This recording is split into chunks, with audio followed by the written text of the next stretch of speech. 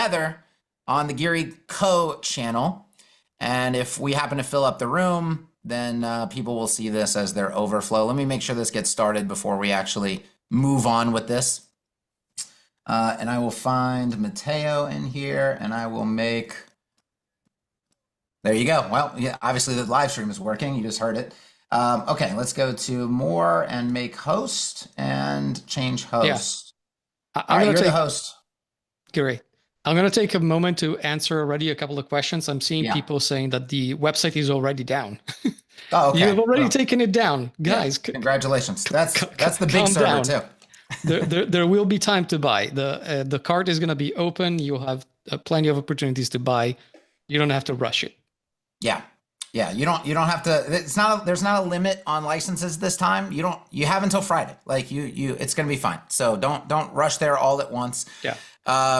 Okay. The team is on it anyway. Yeah, and our team is on it on the back end. That's the server that survived the last one after it's the server that rescued us after the last one. But again, it's not a big deal. Okay. Yes, I did run. I made there's no co-host thing. There's only one person can be a host, apparently. I don't know. We all need to talk to Zoom. This needs to be improved. Okay. Let me get back to my notes. I was in the middle of thanking the dev team and the design team and Matteo, my CTO, for making sure that all of this has gone about as well as it possibly could go over the last 6 months. There's about 11 people actively working on Etch. None of this would be possible without them. This is like when you properly fund and properly lead a project, like this is exactly what happens. This is what we hoped would happen. This is what we expected would happen. This isn't our first rodeo. So it is, it's just, my full gratitude goes out to them because they have just absolutely kicked ass over the last 6 months. Okay. As we said, not a sales pitch, a live demo. We're confident that once you see Etch in action, you're going to want to be a part of it. I do want to cover the premise before we open up the demo and get started on it. Because if you don't know the premise of Etch, some things all the pieces won't come together for you, okay? So real quickly, and I have articles about this, I'm gonna have additional videos about this, I'm not gonna get too deep into it, but all existing visual development tools, page builders as they're called, they're all based on the premise that we should make it as easy as possible for lay people to build websites, because a professional would never use a page builder. Therefore, we don't have to worry about them. Therefore, and really the market size, all the money is in beginners. The money is in lay people, because there's a gigantic pool of those kinds of people around, right? And so if we just design tools that's so easy for them to use, then we'll be super successful and we'll make a ton of money and people will be able to build. And that's been the premise of essentially every tool since like 2009. And that is not the premise of Etch. Etch asks a completely different question. Etch, and by the way, that's what you get. Like if you look at page builders right now, there's a reason why professionals tend to stay away from them. Like people who used to hand code stuff typically stay away from page builders, because when page builders focus on lay people, they don't care about things that actual professionals tend to care about. They don't care about scalability that much. They don't care about maintainability that much. They don't give you access to the code. Code is scary. We can't give them access to the code. They'll run away. They don't have things like components. They don't have powerful loops and logic. They don't have clean code output. They don't even know how to inspect the code. Why does it need to be clean? They don't even know where the code is to find it. Like they're not even going to look at it. So these are the things that happen when you have an avatar of a pure beginner or a layperson. This is what you get. Like, so when we look at the tools that are out there today and we're like, man, these don't really fit our needs. I used to get frustrated by this. I used to get very, very frustrated. I used to go on rants. You can go on my YouTube channel, live streams. There's plenty of rants, until I just came to the realization, or just the acceptance that, okay, like these tools are the way they are because they're not designed for me. They're not designed for people like us. And what we need is a tool that is designed for people like us. And so what Etch asks is, okay, we do believe that a visual process, a visual workflow can greatly expedite professional development, and that professionals and hardcore coders, even people who currently code custom themes and custom blocks and all this stuff, they would actually, if they had a proper visual development environment to use, they would actually love to use it and prefer to use it. We think that's the premise. But we also think that beginners would love to use it too, because when a beginner uses a tool like this, they actually learn the fundamentals of the work they're trying to do. And no longer do they feel like an imposter using these other visual tools, and they don't really know what's going on under the hood, and these tools speak a completely different language. They don't even speak the language of web design. They all speak a proprietary development language. When you use Elementor for a year or 2 years, you understand the language of Elementor. You still don't really understand the language of web design. When you use Divi for 2 years, you understand the language of Divi, but you don't really understand the language of web design. And when you use a tool that respects and uses the language of web design, you in turn learn the language of web design, and then you are empowered to use any tool that speaks that same language, right? And you are going to advance your skills and your work quality and your career far beyond the other what the other environments would allow, because of the limitations that are on those experiences, right?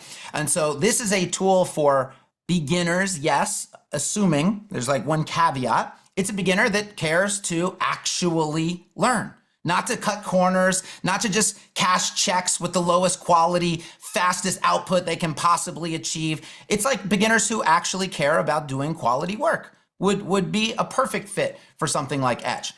The only people, the only group that Etch is not concerned about whatsoever are people who just want a one-off, click it, it's done kind of deal, and they're not going to spend any time in this industry, and they're not really going to do work here, and you know, that's not for them. It's not for them. But if you are doing professional work, if you aspire to be a professional, okay, Etch is the tool for you. So this is why you're going to see very different things in Etch from what you might see in a traditional tool. And then of course, on top of that, the second question we ask is, what would happen if we unified this development workflow?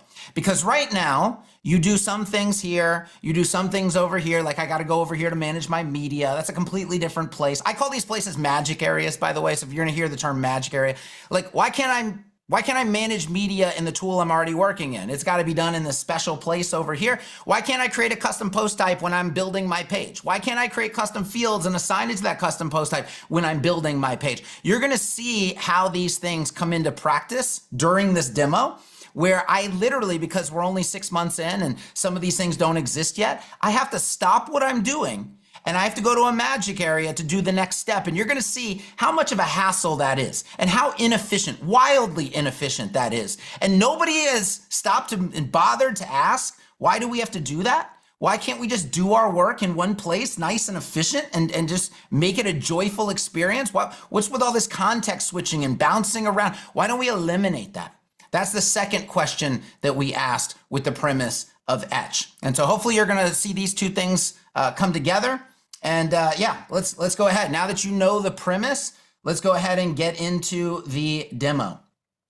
So what I'm going to do is I'm going to share my screen. Let's go ahead and, Matteo, because you're the host now, you've got to activate screen sharing for others. Oh, right. So multiple participants can share simultaneously. I guess that's the option. Yeah. Can you go now? I can go now. Okay, thank you. All right, so what I wanted to do for this demo is I wanted to create something that's semi-real. So like, let's get a practical example. Let's just build together a practical example. I've got like 50 Zoom bars on my screen. Okay, I gotta move some of these things out of the way. Okay, Zoom, I don't need the 9th notice about this meeting being recorded. Thank you, appreciate it. Okay. So we want to build something that's relatively real, but kind of simple at the same time. We don't want to spend, an hour on tiny design details or anything like that. And so what I came up with is these two sections right here. We're going to build this hero section, but now here's the thing. A lot of special stuff kind of has to happen inside of what appears to be fairly simple. And I will build a static version first, but then as you see, we're gonna build in more dynamic aspects of it. First thing with regard to this hero, I wanna see, here's our test kind of. We're gonna see just how easy is this and how quick does it come together and how does it happen? How effective is it? I wanna build this hero in Etch and I wanna go into Gutenberg and I wanna see the exact same hero that I just built in Etch. And then what I wanna do is I wanna add that hero to the native pattern library. First of all, I wanna see that that is built with core blocks, not proprietary blocks, but core blocks. I wanna see if I can add that hero to the pattern library in Gutenberg and go create a new page and use that pattern as the start of a new page without going back into Etch at all. And then I want to see if I can change the content of that hero section in the block editor. And then I want to see after all that is done, if I can go on that new page back into Etch and see the new updated hero section. That would kind of be the first test case that we're going to go over today, okay? And we are literally going to do this live. Let me go to blueprints. And you're going to see this. In fact, Etch blueprint, I think I need to regenerate this blueprint real quick. We're doing all this on the fly, like you're gonna watch me spin this thing up, go into it, like, you know, this is not all, it's not all pre-done. I got my blueprint, which is just has my colors, my ACSS typography, yada, yada, yada in it, but it is a completely blank slate that we are going to work from. Okay, it says my blueprint is ready. By the way, I love ZipWP. I don't know if Adam's on the call or not, but shout out to ZipWP. They make all of this really, really, really simple. I use this stuff all the time in my videos, just quickly spinning up projects. We use it for our sandbox for Etch. Really, really, really cool. Okay, I'm gonna do blank website. I'm gonna do from blueprint. I'm gonna use the Etch blueprint. We're gonna call this live demo. And I'm gonna go live demo here. We'll say 15 days. We'll use a ZipWP domain, it's okay. I'll just go ahead and do this. Okay, what's the URL of the demo site I just saw in chat? Well, I'll tell you in just a second. It'll come up on the screen in just a second. We will look at the code output on the front end as well, by the way. So all of that will be good to go. I showed you guys the demo, right? Yeah, I've got that pinned. Okay, so here's live demo. I'm gonna go ahead and go into WP admin. All right. By the way, there are thunderstorms outside. I have crossed every finger and toe that I own, saying like, just come on electricity, like come on internet, like everything just stay on for like, you know, an hour and a half would be nice. But yeah, if you hear thunder, lightning, anything, I'm fine, but that's the situation outside. All right, let's go to pages. We have home. I'm gonna edit with Etch. This is actually, you know what I should do? Let's go back in and just look at, let's look at the block editor. Okay, this is the block editor. This is the blank slate. I'm just gonna open this up. You're gonna see there is not a single thing here. Not a single thing here. All right, Kevin. Yes. I'm being asked if you can zoom in a little. I don't know. Can, you know, I don't. I can try removing the spotlight. I don't know what it's gonna do. If it's gonna remove your face from the sidebar or if it's gonna. It's okay if my face isn't there, if it gives them a little extra real estate. Let me try and see what happens. No, that makes my face appear. So no. Go to external 32. I mean, I don't like to be super zoomed in when I do these. Oh, that's the wrong screen anyway. We probably need to be on this screen right here. I could go 2048. It's gonna start to cramp my style, but whatever. Okay, we'll try to work with it. Okay, so here we are in Etch. This is your first look. Okay, they said no need for Zoom, looks great. You know what, whoever that was, just tell them to upgrade their monitor, right? That would help out. All right, let's go back, because I do like to be, where's my res here, okay? This is the one I always record at for my tutorials. This is the one I'm used to. Okay, so first look at Etch, blank slate. Let's go ahead and add a section. We're gonna add a section to the page. Inside, it's gonna auto-select the container, by the way. Inside of the container, what I'm gonna do is I'm gonna add 2 flex divs. We'll talk about what flex divs are in just a minute.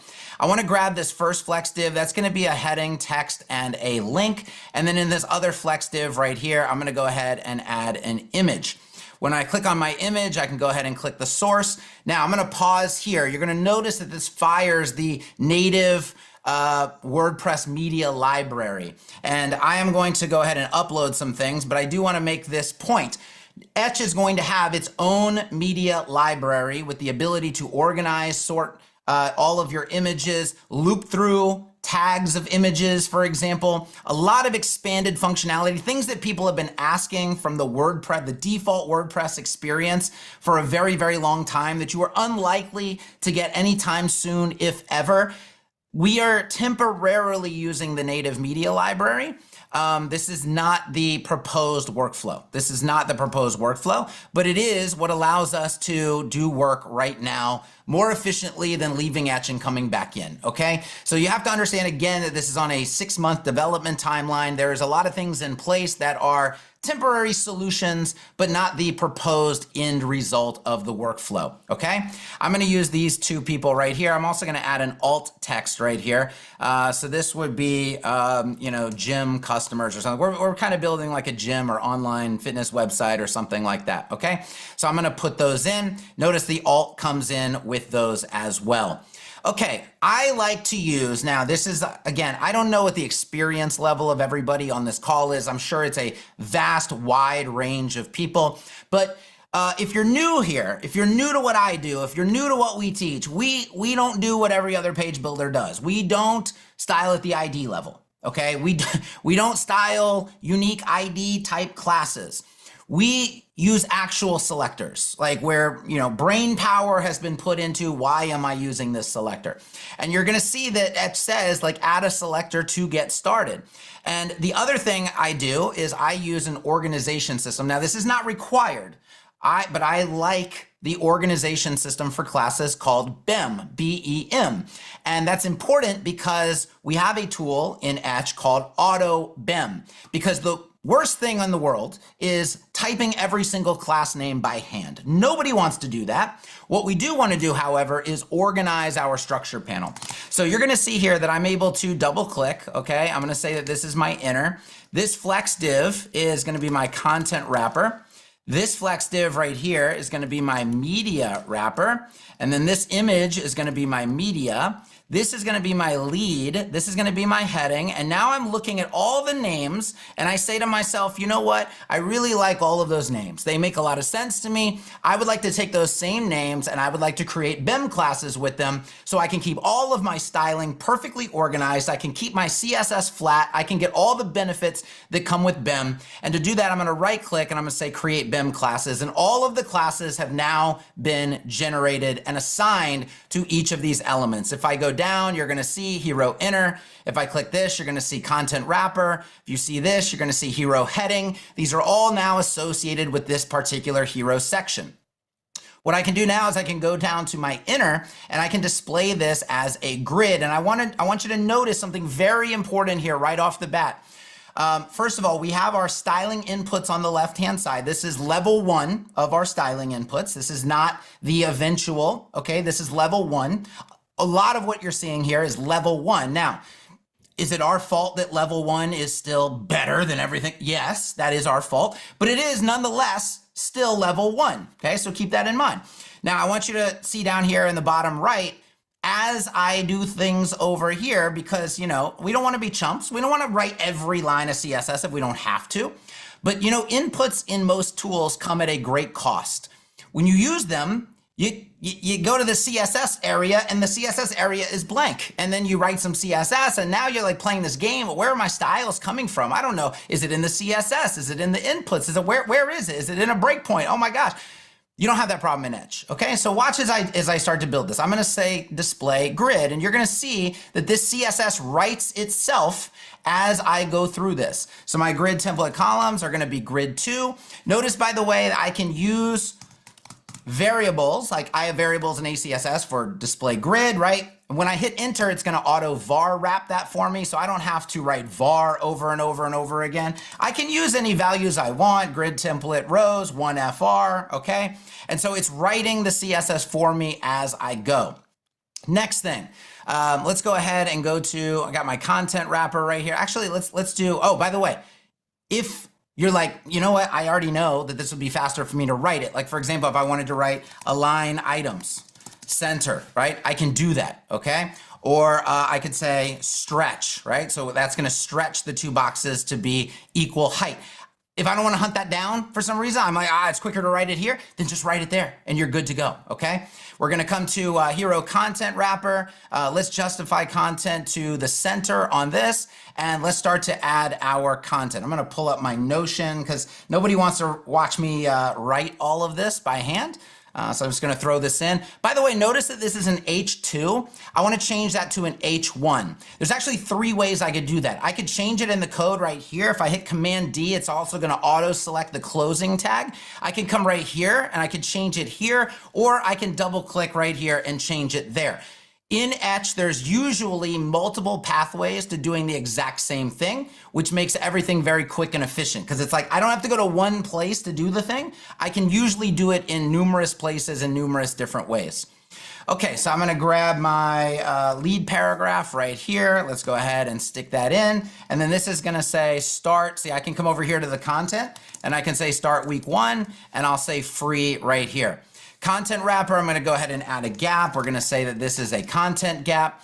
Excellent. Okay, now we need a gap on our grid as well. So I'm gonna come down here, we'll say grid gap, and then I'm gonna say ×2. So notice what I did there. I said I want a grid gap. And then when I looked at what it gave me, right, I was like, you know, I think I want a bit more. I mean, maybe I want double that. And so I can just hit ×2, and when I hit enter, it's gonna auto calc this for me. So I don't have to write the calc functions and all that stuff. And you see it still auto authoring the CSS down here. Okay, the next thing that we're gonna do, I do wanna make this responsive, okay? And so how would I do this with media queries? Well, right now this is not supporting media queries on the left-hand side. That will be very soon because we're doing a very special thing with it. But what I can do is I can come down here and I can easily nest media queries. So I can say something like max width of 768 pixels. By the way, we're gonna have a little function that calls whatever media query you wanna call. This is gonna be Sass powered very soon, which means you can use mixins and functions and whatever you wanna do down here with that kind of stuff.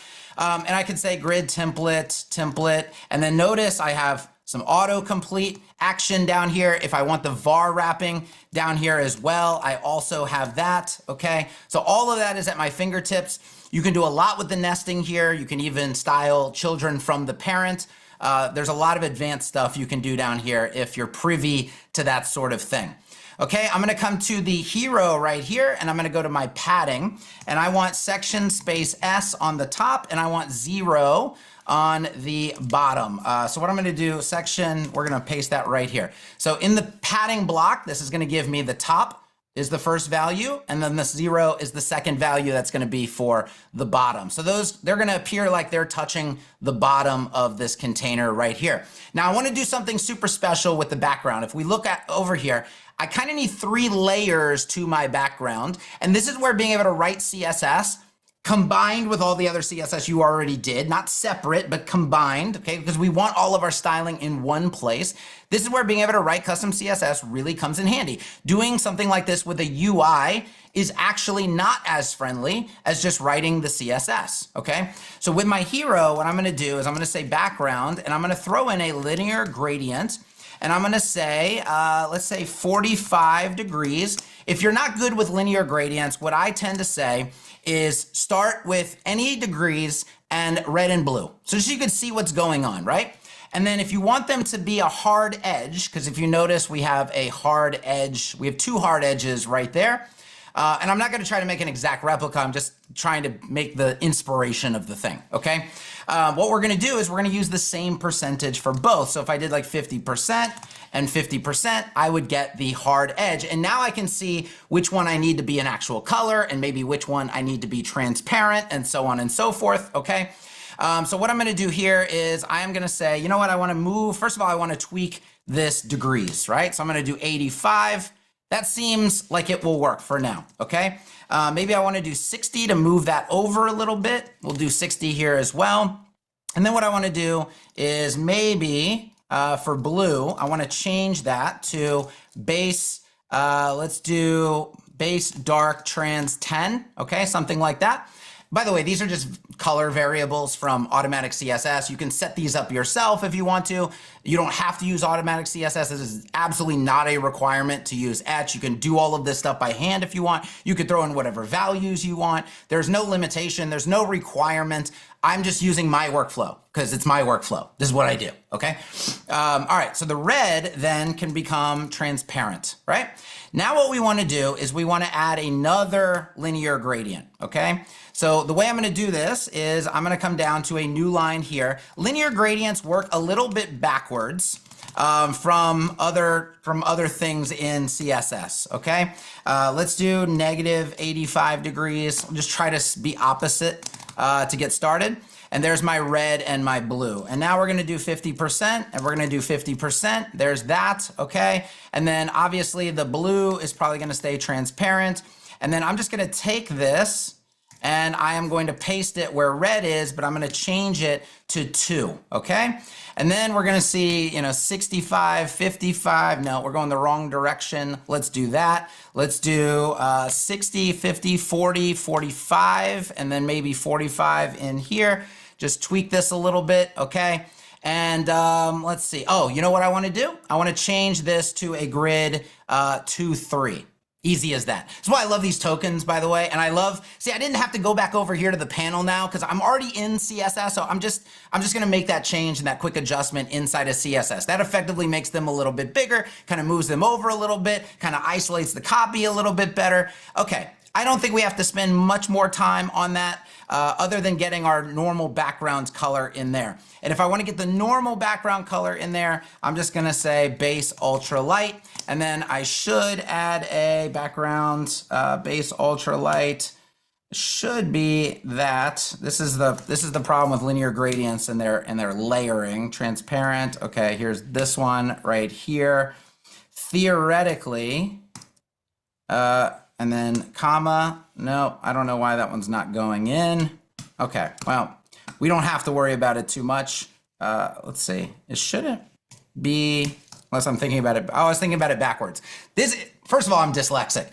So anything that's, binary, I'll get it wrong. Like flip a coin, I'm wrong 100% of the time, okay? It goes in the reverse order for layering. The thing that comes last, usually in CSS, is on top. In linear gradients, the thing that comes last is on the bottom. Okay, all right, so we're gonna save there. Now, let's go ahead and take a look at this on the front end. So I'm gonna click this little eye, and it's gonna take us to the front end, and we're gonna see essentially what we've built so far. Why don't I slap let's take a look at our attribute bar for the very first time. I wanna slap a utility class on this link called button primary, okay? I'm gonna hit Command Enter on my keyboard, and you're gonna see an attribute bar come up. You're gonna see this put to work relentlessly in this demo, especially as we get to the advanced stuff. But what I'm gonna do for right now is just add button primary. By the way, I can add an endless string of classes here. I can add any attributes that I want. It's not just a class adder kind of thing.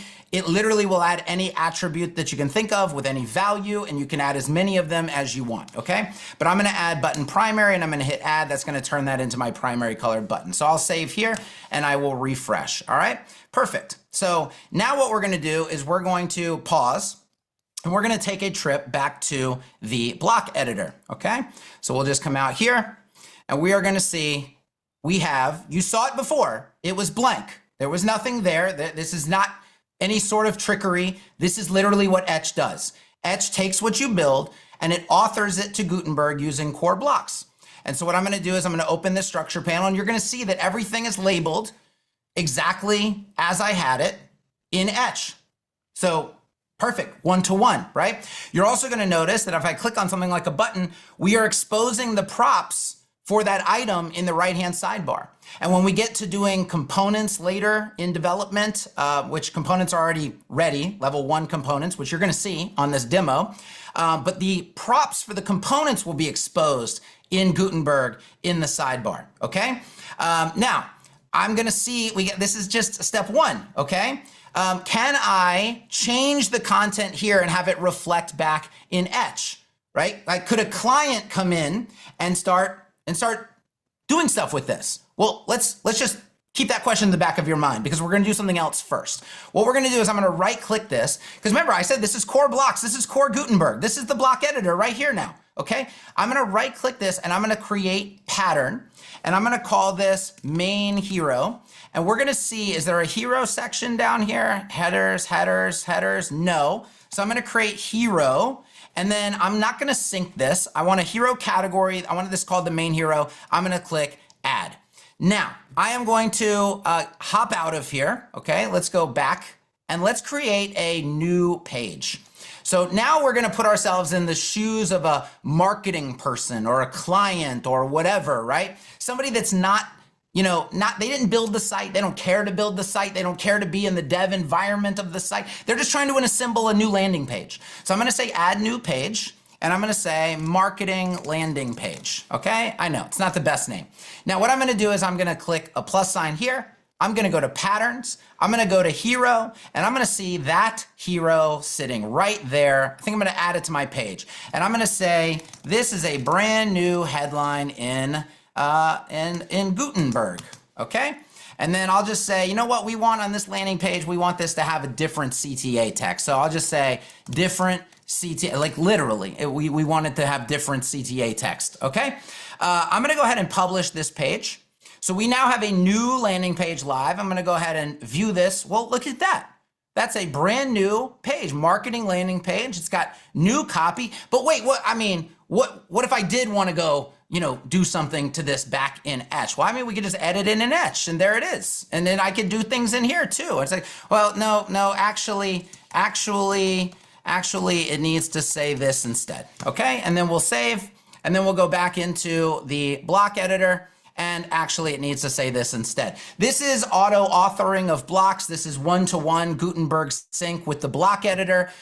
This was one of the initial promises that we made that a lot of people said probably is not even possible. And not only is it possible, it's happening before your very eyes in 6 months. And it's been happening actually for a while now. Is it perfect with every single thing? Nope, there's still more to engineer. There's still many more steps to go.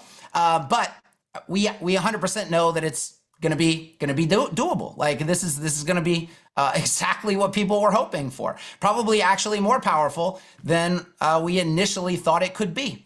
Okay, and by the way, this liberates your data out of Etch. The problem with a lot of page builders is that they're just, all the content is stuck inside either short codes or just inside that environment. It can never get out of that environment. Well, Etch automatically authors everything that you do outside of Etch's environment. So this is like peak data liberation. Really not much need at all for this concept of custom blocks. You're not going to live in VS Code and ACF blocks and all this other stuff that people spend so much time and energy. Look how fast I did the hero section, and it's patterns in the pattern library, and I can expose props, and this is going to be compatible with the most powerful component engine of any other environment in existence, as you're going to see in a minute. Okay, so I think we're good. Should we just continue? Maybe we should just continue on. Okay, so you've seen one of the first big promises come to life. Let me get out of here. And I think I just closed the demo site. Let's open that up. You hear that thunder? You probably can't hear it. You probably can't hear it. The storm is threatening us from the outside, okay? All right, let's go back into Etch. All right, and by the way, I want you to notice like how quickly the editor loads. That's very important for us. How quickly things render in the editor, that is very important for us. When we get into components and we get into loops in a minute, when you see looping, I want you to notice how fast things render on the canvas, that there's no waiting, there's no lagging, we are 1,000% focused on performance. Not just in the builder, but on the front end as well. Like I said, we'll take a look at the code. We'll take a look at like everything that you would expect to see. Hopefully you will see, okay? All right, so what I wanna do is I wanna build this next section. And this section has many more requirements, guys. This is not your beginner section. Even though it looks fairly simple, this introduction area right here, I need to make a component. And not only do I need to make it a component, it needs to have variations. For example, not every introduction will be centered on the website. Not every introduction will have a pill. That's this thing right here. Not every introduction will have a CTA. Not every introduction will even have a lead paragraph. I need to create one single component where I can add it to a page and then choose how it is supposed to behave. Is it supposed to be centered? Is it supposed to have a CTA? Is it supposed to have a lead? And then there's going to be a default rendering of that. That's our task there. When we get to the cards, we're going to build this nice little review card. Yep. But it has to be a component as well. And it has to use conditional logic to display the actual star rating from an advanced custom field. All of this is going to be driven right now by advanced custom fields. So if you are an advanced custom fields user, or you are a MetaBox user, or you are a whatever user, you will be able to just get started right away doing this with Etch. Eventually, like I mentioned, Etch will be able to create custom post types. It will be able to create and register custom fields and do all of the field relationships and conditional logic that you would expect it to do. And you will be able to do that inside of Etch without going to a magic area. But right now we are going to use ACF to do this.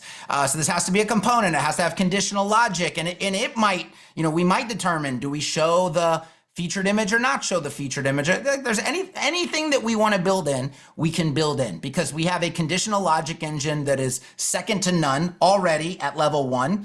And we have a component engine that is second to none already at just level 1 of what we've been able to do. So let's go ahead and do it. Let's go ahead and do it. So I'm going to go over to our page here. We're going to add a section. All right. Notice that I was actually inside of that section when I hit section. We've programmed the section element to know most often you don't want a section as a child of another section. So it's just going to add it as a adjacent sibling to the section that you are already in. I'm going to call this reviews section. I'm going to call this intro. That's our first container right here. And then I am going to add another container inside. This is going to be my review grid. Okay, review grid. And inside of my intro, let's just do our intro first. Let's go one step at a time. What do I want? What do I want? Well, your heading always should come first. Then I'm going to need a paragraph for my pill. Or no, I'm sorry, for my headline, my marketing headline. I'll explain this in just a second. And then a paragraph from my lead, so I'm just adding that. And then I need a link for my CTA, okay? And now, just like I did before, I am going to make sure that all of these are properly named. That's my heading, that's great. This is gonna be my headline. I'm gonna explain the difference between those two things in just a second. This is gonna be my lead, and this is going to be my CTA. And now that I've liked how I've organized this, I'm gonna right click, I'm gonna create BEM classes, and all of my classes are now added. Everything is nice and organized, and I can begin to style. So to explain this to you real quick, typically you want the landmark, which is the obvious thing, like reviews. This is the landmark of the section, to be the actual heading. This is a fake looking heading. It is a paragraph that looks like a heading. And then this is another paragraph. And then this is our button. This is really good for SEO. It's really good for semantics and accessibility. Okay. So I am going to go ahead and start styling these things up. So I don't normally do this, but we have made inputs really, really good. So I'm going to use inputs for whatever I want to use them for. And then I might write some CSS for some other things. And it's completely up to you. This, I think, is the Mac Daddy layout, by the way, where you have inputs on the left, CSS down on the bottom, and as you're going, you're like, well, it's quicker to use the inputs for this. Oh, it's quicker to use the CSS for this. And you just go back and forth and you just do whatever you want to do, because that's the truth. Like, it's not always faster to use inputs. It's not always faster to write custom CSS. And with Etch, you don't have to choose, because all your styles still live in the exact same place, regardless of which workflow you choose to use. Okay, so I'm going to do font weight is going to be 400 on this. We're going to go with font size. Notice it's giving me inherited and computed values of things, right? But I'm going to say that this is text S, and I'm going to say that this is, let's see, what do we want? Do we want text? Oh, by the way, these are what are called combo boxes. So I can search within them. I can select things, but I can also just write a completely, random value. Like, I'm not limited to what is inside of the dropdown. So I'm going to do uppercase here. I'm going to go to layout. I'm going to go to padding. Actually, padding block, I want to go 0.5 em, and then 1 em for padding inline. I'm going to hop over to border. Notice I don't have a lot of accordions to manage and scrolling up and down and all this other jazz going on. We've found a way to greatly condense the navigation for these so that you can literally kind of just see everything and quickly go to any other part of the styling panel that you want. I've got some variables from automatic CSS that I'm going to cheat here with. One is called border width. The other is called border style. And then I'm just going to name my own color, which is going to be primary. And when I hit enter, all those vars are going to wrap themselves automatically. I'm going to come down to radius, and I'm just going to do radius here. That's actually, no, I want to do 50 VW there because we want to pill. We want to pill. So let's take a look at that. It's looking pretty good. I'm going to go to color. I want to explain this color panel. This color panel is a collection of what we call clone inputs. So these inputs actually live in other areas, like for example, in background and typography, but they are all culminated in a color panel because sometimes when you get down to the end of things, you just want to adjust colors and you don't want to hunt down, oh God, I got to go to the background for the back. Oh, I got to go to typography for the, no, why don't we just go to a color tab and they're all there. They're all there, okay? We don't have to hunt these things down. So I can even change the border color here. I can change the background color. Of course, many more inputs will be put in as well. Okay, so I have my little pill heading. This is going to be called, it's going to be called heading, all right, just like that. And then this is going to be our marketing heading. All right, so what are we going to do for this? Well, font size is going to be H2. Font weight is going to be heading font weight. I think letter spacing. Again, you can use any values you want. I use ACSS. It has all of these things at the ready, okay? So I'm just gonna use them. My header letter spacing and my header heading line height, okay? By the way, we're gonna have right-click context menus. You're not gonna have to know all these things. It's gonna auto-complete them. You're gonna choose them from a context menu. Everything that we already have in ACSS, you will see in here, even if you're not an ACSS user. If you create your own variables, the context menus will map to these fields using your own variables. It is completely up to you, okay? None of this is proprietary. None of this is only with ACSS or only with this or only with, nope. It works the same for everybody, okay? It works the same for everybody. You can do whatever you want with it. Okay, so you can see that this thing now looks like an actual heading. This is the marketing headline, okay? It's not a real heading. There you go. Just looks like a heading. Now, I want to use some lorem ipsum in here, so I'm going to use a recipe. Recipes is another really, really powerful feature. What it is essentially a library of very helpful expansions, right? So if I type @ and I do ipsum, you're gonna see it's gonna recommend me some recipes right here. I like the ipsum short recipe, and that's gonna just fill me with ipsum text inside of my paragraph right there. I want this to be the call to action, call to action, call to action, okay? Now, I don't wanna put any classes on here just now, because you're gonna see some superpowers in just a minute. We don't have to worry about that right now. What I wanna do is I wanna hit save, and I wanna just take a look at what we've done on the front end. So we have our little intro. Now, what we need to think about is components and variations. Components and variations. Go ahead and let me know in the chat. Are you like, I want a LFG. If you want to see components right now, and you're excited to see components right now, I want an LFG in the chat. I got to make sure you're still with me. Okay? Am I putting? Hopefully, if you're falling asleep right now, you need a medical exam, okay? Yes, exactly. Thank you. Okay. All right, well, let's see how easy it is to build a component, ladies and gentlemen. Now, many other tools, you would have to go to some magic place to build a component. Why, Kevin, why can't I build a component right here in the, well, you know, it's magic, and magic's gotta happen in this other magical place. That's how these other tools explain this. I don't know. They don't have an explanation. In our tool, you right click, you say create component. The thing's now a component. I don't know what to tell you. It just is what you asked it to be. By the way, now we're in component editing mode, which means this is all locked. I can't do anything here because I'm not editing that stuff. I'm editing the component, okay? So here I am. This is the world I work in now, is this little component right here. I can name it whatever I want to name it, okay? Now, over here, you see a component editor has shown up, right? I can now start mapping these content areas to what are called properties. I want to take a pause because there's some beginners probably, there's like, they don't know what's going on right now. They have no idea what's going on, and that's okay, because we are going to educate you, and you are going to learn a tremendous amount by using Etch, and you are going to build the best sites that you've ever built. Full scalability, full maintainability, like, this is professional level work here. A property is like a custom field. So if you know what a custom field is, it's like a custom field that is scoped to the component only, okay? It's not globally available in WordPress's database, okay? It's scoped to the actual component you're working on. So I want to add 1, 2, 3, 4, 5 props to get started. I'll tell you what they are. This heading right here, this headline right here, this lead paragraph right here, the call to action text, and the call to action URL. Those are going to be the easiest ones. And I always say low hanging fruit first. Okay. Do the easy stuff first. So I'm going to click this plus sign. I'm going to click this text button 5 times. 1, 2, 3, 4, 5. It's as easy as that. I'm going to come in here and I'm going to say heading. I'm going to come in here. I'm going to say headline. I'm going to come in here. I'm going to say lead. You can name these whatever you want. Okay. CTA text. I'm going to come down and CTA URL. Now, how am I going to map these things to this area? It's very easy. I click this little target right here and I click on the thing that I want to map it to. I click on this. I click on this. I click on this. I click on this. This is actually about to get way faster than it already is. I mean, this is already stupid, simple, and fast.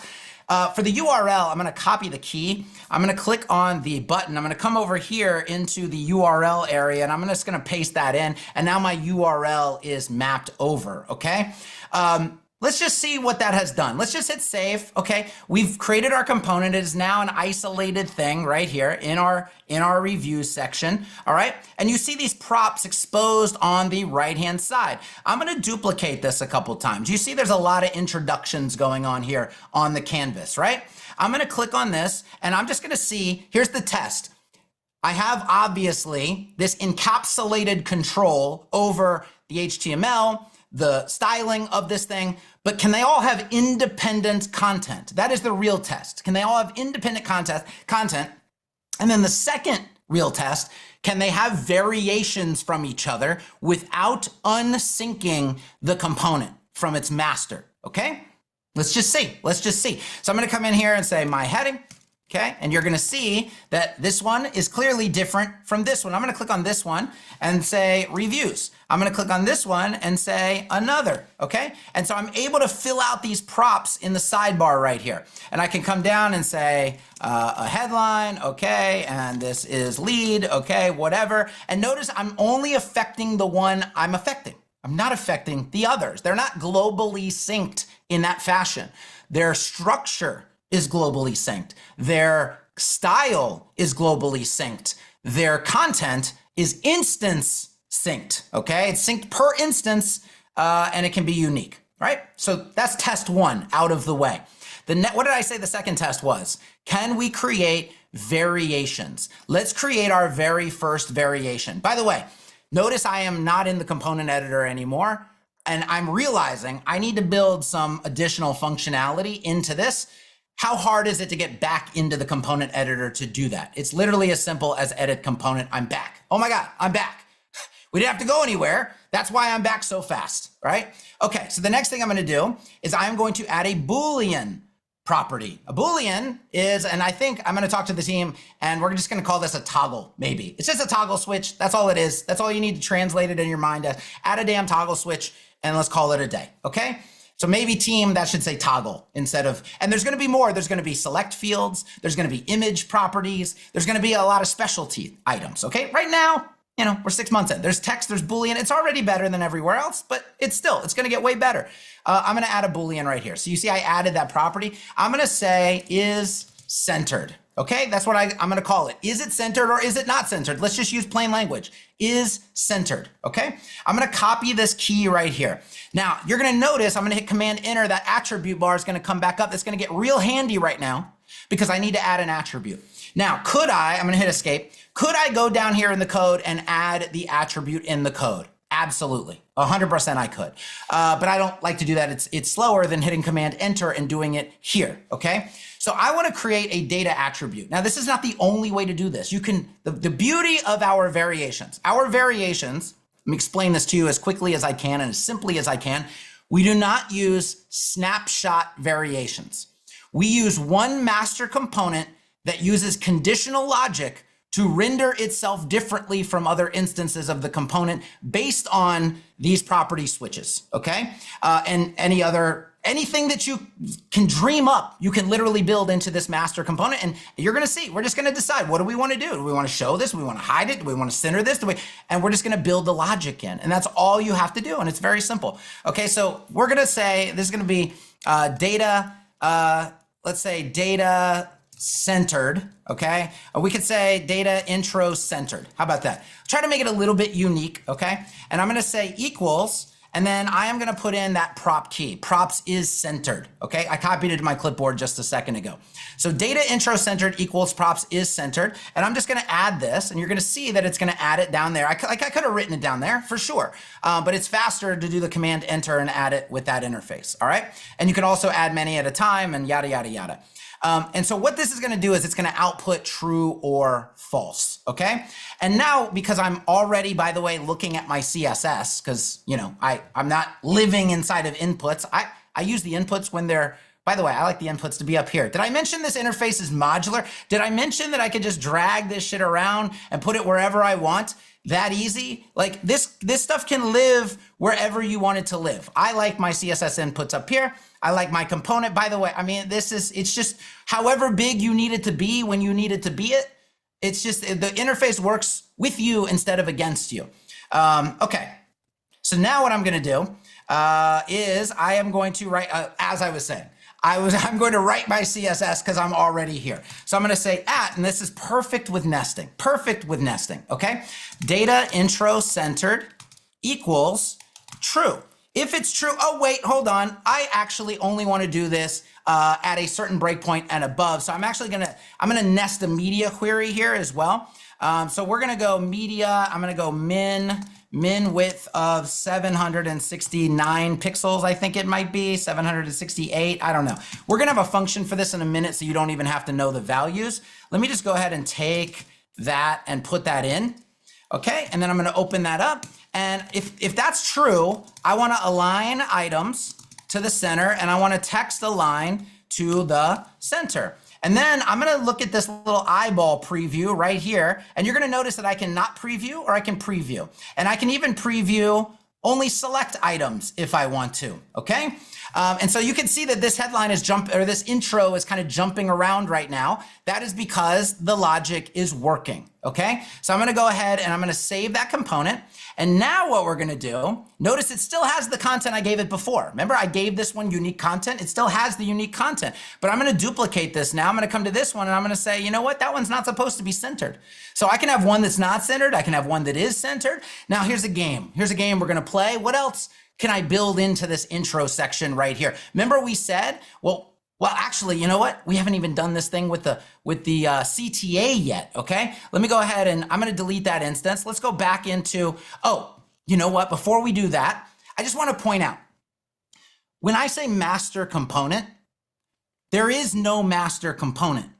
Every component instance can also just be the master, which means it doesn't matter what page you're on, what post you're looking at. If you want to edit the component, Etch just lets you edit the component from any of the instances of that component. You don't have to like go find the original one like you do in Figma, for example, okay? Any instance can become the master because you're just choosing whether you're editing the component or not editing the component, okay? All right, let me cancel that out. Let's go to edit component right here.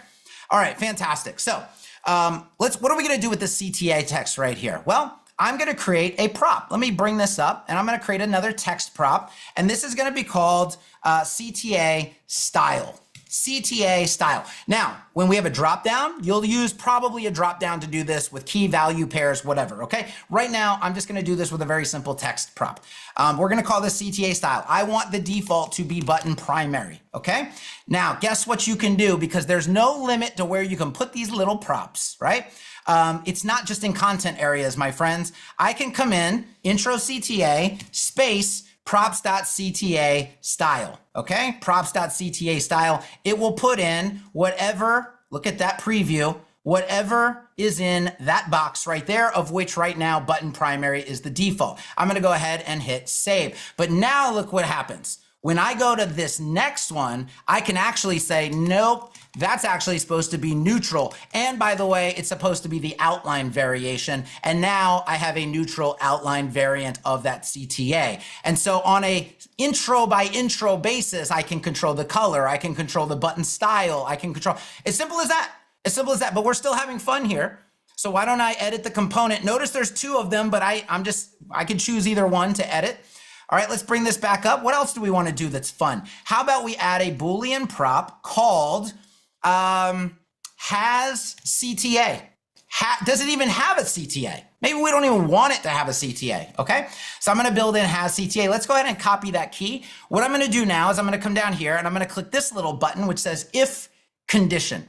And I'm gonna drop a little conditional, and this is very unique to Etch. You've never seen this anywhere else.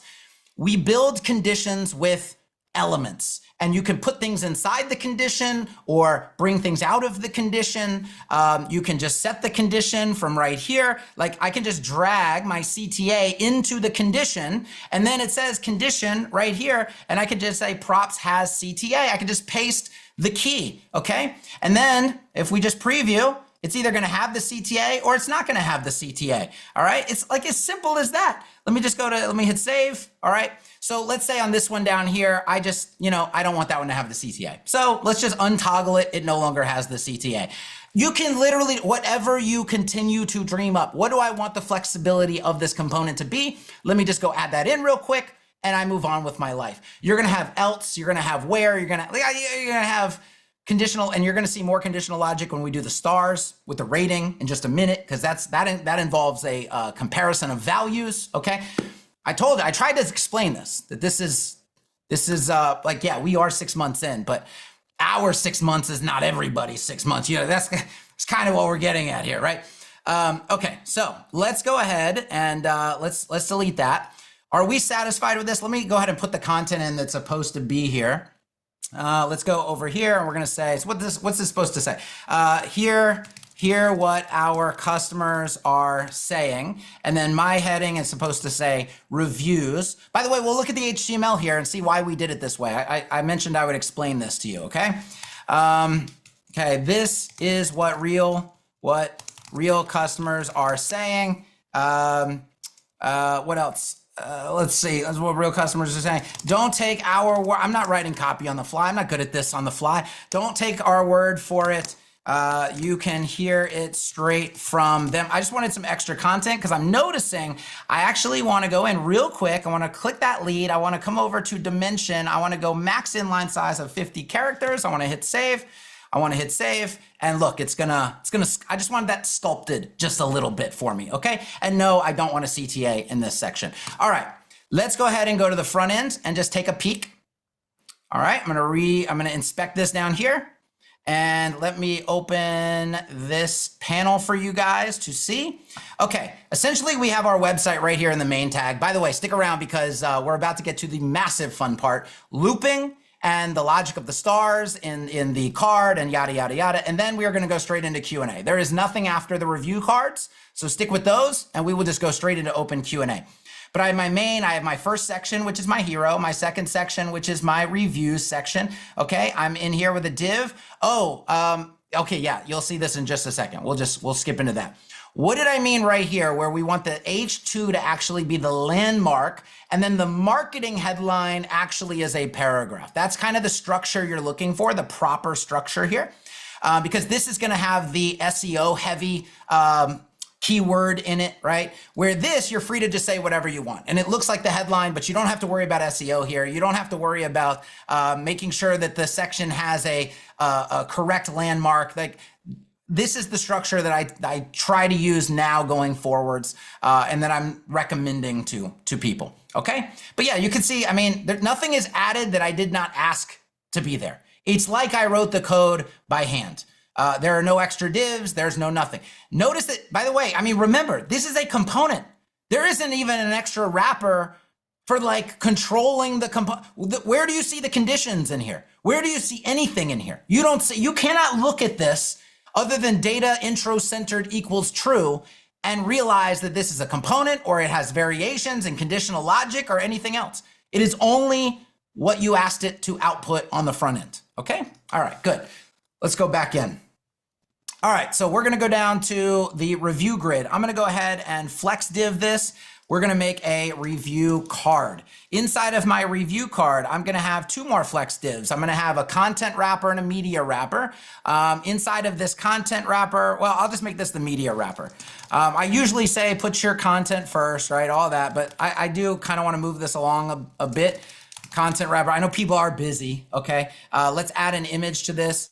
And let's go into our content wrapper. We're gonna need just a paragraph, okay? That's gonna be our call out quote. We need another paragraph, that's gonna be our actual quote. And then we're gonna need another paragraph, that's gonna be the person's name. I think that's gonna get us to where we wanna go. So I'm gonna say call out, this is gonna be quote, this is gonna be name, okay? Now, inside of my media wrapper, I want another flex div. This is gonna be my rating, all right? So this is gonna be my rating. By the way, I'm getting a little squished here, no problem whatsoever. I have, it's not an infinite amount of real estate, but it's a good amount of extra real estate anytime you need it, okay? So I'm gonna bring this rating and I'm gonna say that this is a, what do I wanna put in here? Probably just a star. Let's do an image, okay? Let's go here, let's click image, let's grab our star, let's put that in, use that media.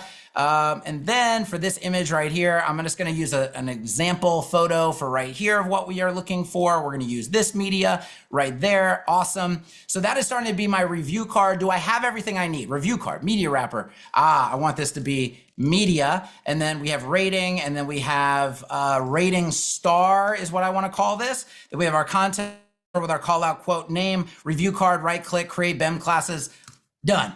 I'm off to the races, okay? Next thing is with my review grid. I'm just gonna do this, review grid. Look, I'm adding this right here with the add attributes panel.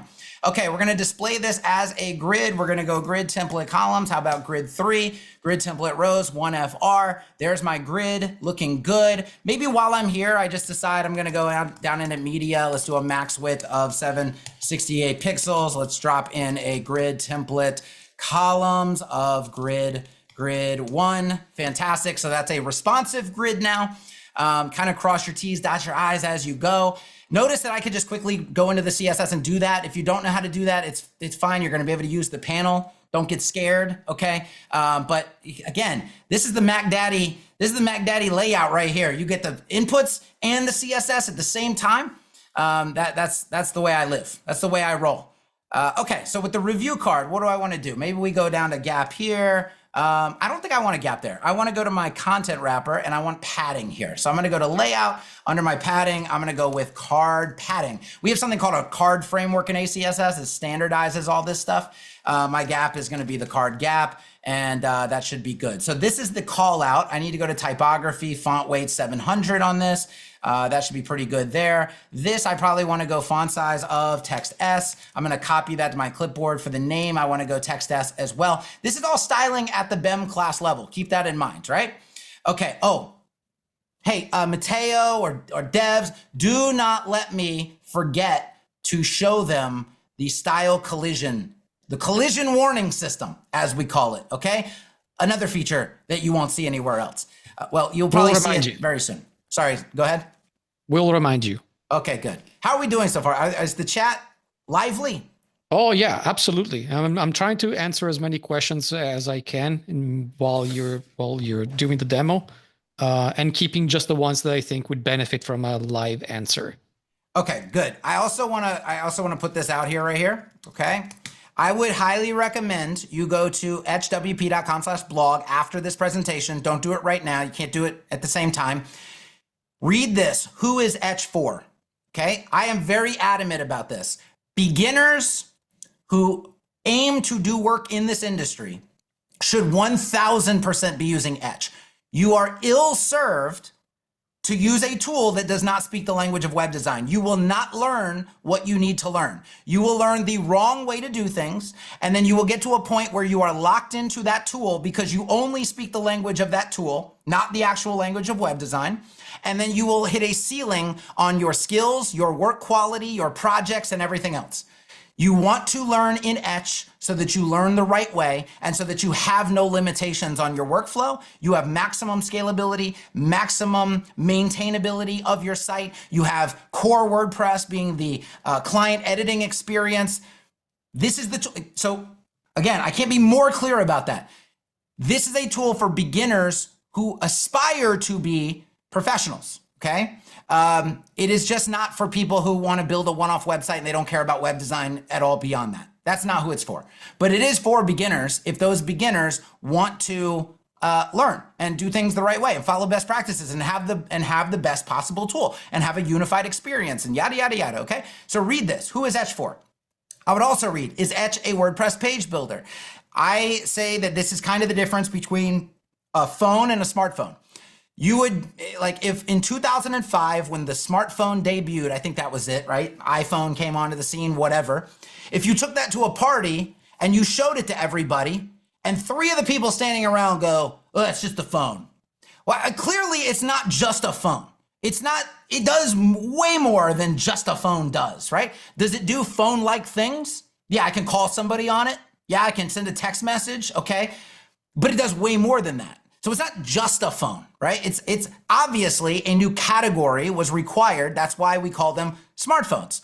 That's kind of what's happening here. Does Etch do page builder-like things? Yes. Does it do way more beyond that? 100%, 100%. It's a new category, which we call a visual development environment. It is where you do visual development, all of it, unified, okay? Not limited in the way that page builders are currently limited, okay? So just, that's a very, very important distinction. And then you could go read a couple of these others, but mainly read those 2 articles for sure. Where were we? Let's get back to it, okay? So I'm gonna go to my media wrapper right here, and that's gonna contain my media and my rating. I want that to be position relative. So I'm gonna come down here, I'm gonna choose relative for my option there. I'm gonna go to the rating real quick, and I'm gonna choose position absolute. Notice I'm still in the same panel, even when I switch elements. And I want the inset to be 0, 0. That should make it, yeah, that should make it the full width of that container that it happens to be in. I can also do like card padding on here, probably. I can go with flex start, but I can justify this to, no, I don't want to justify. I want that to be flex start. I want this to be flex end. There we go. I was looking to get the stars in the upper right-hand corner. You know what? I want half my content padding. I'm just going to hit divide 2, hit enter, and it's going to give me half of my card padding. If you're not familiar with a variable first workflow, that's what this is called. It's primarily using variables and tokens for things. Can't be beat. Can't be beat, okay? You should absolutely, and this is why ACSS is so powerful. Like, it gives you the token library that you need to do everything that you need to do. And you don't have to put any thought into it and effort, and you can right-click these things eventually, and it's just gonna auto-suggest them. But look, I have my stars like floating up there in the right-hand corner now. Okay, so let's go down to content wrapper, where we're already looking pretty good. You know what? I decide I want to put some Ipsum in here. So why don't I grab, I accidentally grab the bracket. I don't want to grab the bracket. Okay, I want to put that short in there, and then this can be, I'll say this is the call out. I like to put dummy data in because when I make the props, it's going to use what's already on the canvas as the new default value. So I'm kind of killing 2 birds with 1 stone here. This is going to say Kim and Joe, okay? Kim and Joe. Nice. All right, so we'll hit save there. Excellent. All right, I think I'm ready to make this a component. So let's go ahead and go to review card. Let's right click, let's create component. Hey, look at that, it's now a component. I wanna make some props. I need 1, 2, 3, 4, 5 text props. Okay, so I'm gonna bring this up. I'm gonna go 1, 2, 3, 4, 5. I'm gonna say, this is gonna be the call out. This is gonna be the quote. This is gonna be the name. This is gonna be the media, let's say thumbnail. This is going to be the rating, okay? Perfect, let's map some of these. Call out is here, quote is here, name is here. We're gonna go thumbnail. I'm gonna copy that to my clipboard. I'm going to select the image element right here, media. I'm gonna go down and put props.thumbnail. I can go ahead and preview this at any time. That's not gonna have a default value. So I'm gonna go grab that in just a second. And rating. What do I want to do here? Well, if there's any accessibility people in the house, I'll try to show you maybe how Etch can help on the accessibility side of things with getting in the attributes that you really need to see. For example, on this rating, I'm going to hit Command Enter. I'm going to do an ARIA label of, and I'm going to say props.rating. And that would be like 1, 2, 3, 4, 5 of 5 stars, okay? And then I'm gonna say role equals image, because I think this is supposed to be handled as like one singular image, this group of stars, right? So it has an ARIA label now, it has an image. We can just add those. It's gonna add those into the HTML down there. And then I'm gonna go to the rating star, I'm gonna hit Command Enter, and I'm gonna say ARIA hidden equals true, or maybe role equals none. You know, I'll let them decide which one's better for that, but you could put either of them. And you could just add them just like that. So now I'm doing a little bit more on the accessibility side of things. I didn't have to go, like, understand this. Even if a normal builder allowed you to do that, you'd have to go hunt that down in the UI. Where's that field for attributes at? Like, there's no hunting. You could add attributes at any time to any element, and then just move on with your life. Pretty simple. Okay, so this time we are going to, what else did we not map? I did my rating. Okay, media wrapper, all of this is good. I think what we need to do next, let's save this, okay? We can see that this should work, all right? So call out like, hello, it's gonna change the call out, right? It's gonna change all of this stuff. But this is not what I wanna do ultimately. What I wanna do ultimately is I wanna loop through my reviews. That's the smart way to do things. Nobody's building a static review grid in 2025. If they are, what are they doing with their life? Okay, you gotta be looping through your reviews. Now this is where you're gonna see, what a hassle. What a hassle that I gotta leave here. I gotta leave here. Look at this. I gotta go out here. I haven't created a post type yet. I gotta go to this magic area they call ACF. I'm gonna do reviews, review. This is, I don't wanna live here. This is not the place I wanna live. Let's shut off the editor for this. Let's go ahead and make the, what if I could just do this right in line where I already was? Why does this magic area even need to exist? I don't think it does. Let's add a field group called reviews. Let's assign it to the review place. Let's go, this is gonna be, how about review, call out, okay? And then I'm gonna add a field. This is gonna be review quote, okay? And that's gonna be a WYSIWYG, all right? Let's do our review quote there. We need a rating. Let's make it a little rangy, okay? So we'll go rating. And I need this to say review rating. I need them all to be, I like to keep things organized, okay? Let's go to validation, minimum 1, maximum 5, presentation, step size 1, general, range, good. We're gonna use the title for their name. We're gonna use the featured image for their image. I think that's all we need. Let's save there. Let's go to reviews. Let's add a new review. I would like to do this inside of Etch, by the way, too. I don't want to go here. By the way, I mean, this thing was designed in 2012. Nobody wants to do their work here. I would like to add my posts inside of Etch. I would like to manage my posts and my pages inside of Etch. I would just like to do all of that inside of Etch. That will be true. That will be your life very, very, very soon. Let's get Jake and Mia in here. Jake and Mia, okay. Let's go call out. Let's build that in right there. Let's grab their content. Let's put that in right there. They're gonna have a star rating of 4. Let's go set their featured image. That's them right there. Let's publish, and let's add new review. Okay, I'm only gonna add 3 of these. Don't worry, you don't have to watch me copy and paste my entire life. Come on, WordPress, add a review. Okay, thank you, Sarah and Tom. We're gonna put them in. Okay, you're gonna wanna see the looping. The looping is, well, it's just as fantastic as the components was. Let's put them in right here. I think that's them. All right, they look like a Sarah and Tom, don't they? All right, let's publish and let's add a new review. This is gonna be Priya and Alex. Priya and Alex are unstoppable as a duo. And yeah, they've had a blast tackling their fitness together. We're gonna say that they have a 5-star review. Let's set the image. That looks like them right there. Set featured image, publish.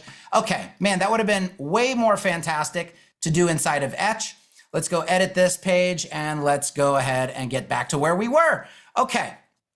I am going to click review grid. I'm going to click this little thing that says query loop right here. It's going to add that thing to my canvas. I'm going to drag my review card in. I'm going to come down here and I'm going to see that there are 2, and I'm going to pull this up. By the way, this drawer gets as big or as small as you want. It never actually covers your content because the canvas resizes according to how big this thing is. So you can always scroll below it. All right, which is fairly nice. And you can even close this all together if you want. If you don't want to see any of this stuff down here, you don't have to see it. You only see what you want to see. Well, right now you have to see it. Next step will be V1.1, okay, of this drawer down here. You will be able to choose what you see and what you don't see. Anyway, I have these presets in here. I don't want this one. I do want it. I just want to name it reviews, okay? I'm gonna save this configuration and I'm gonna say that this pulls in my, there they are. There they just are.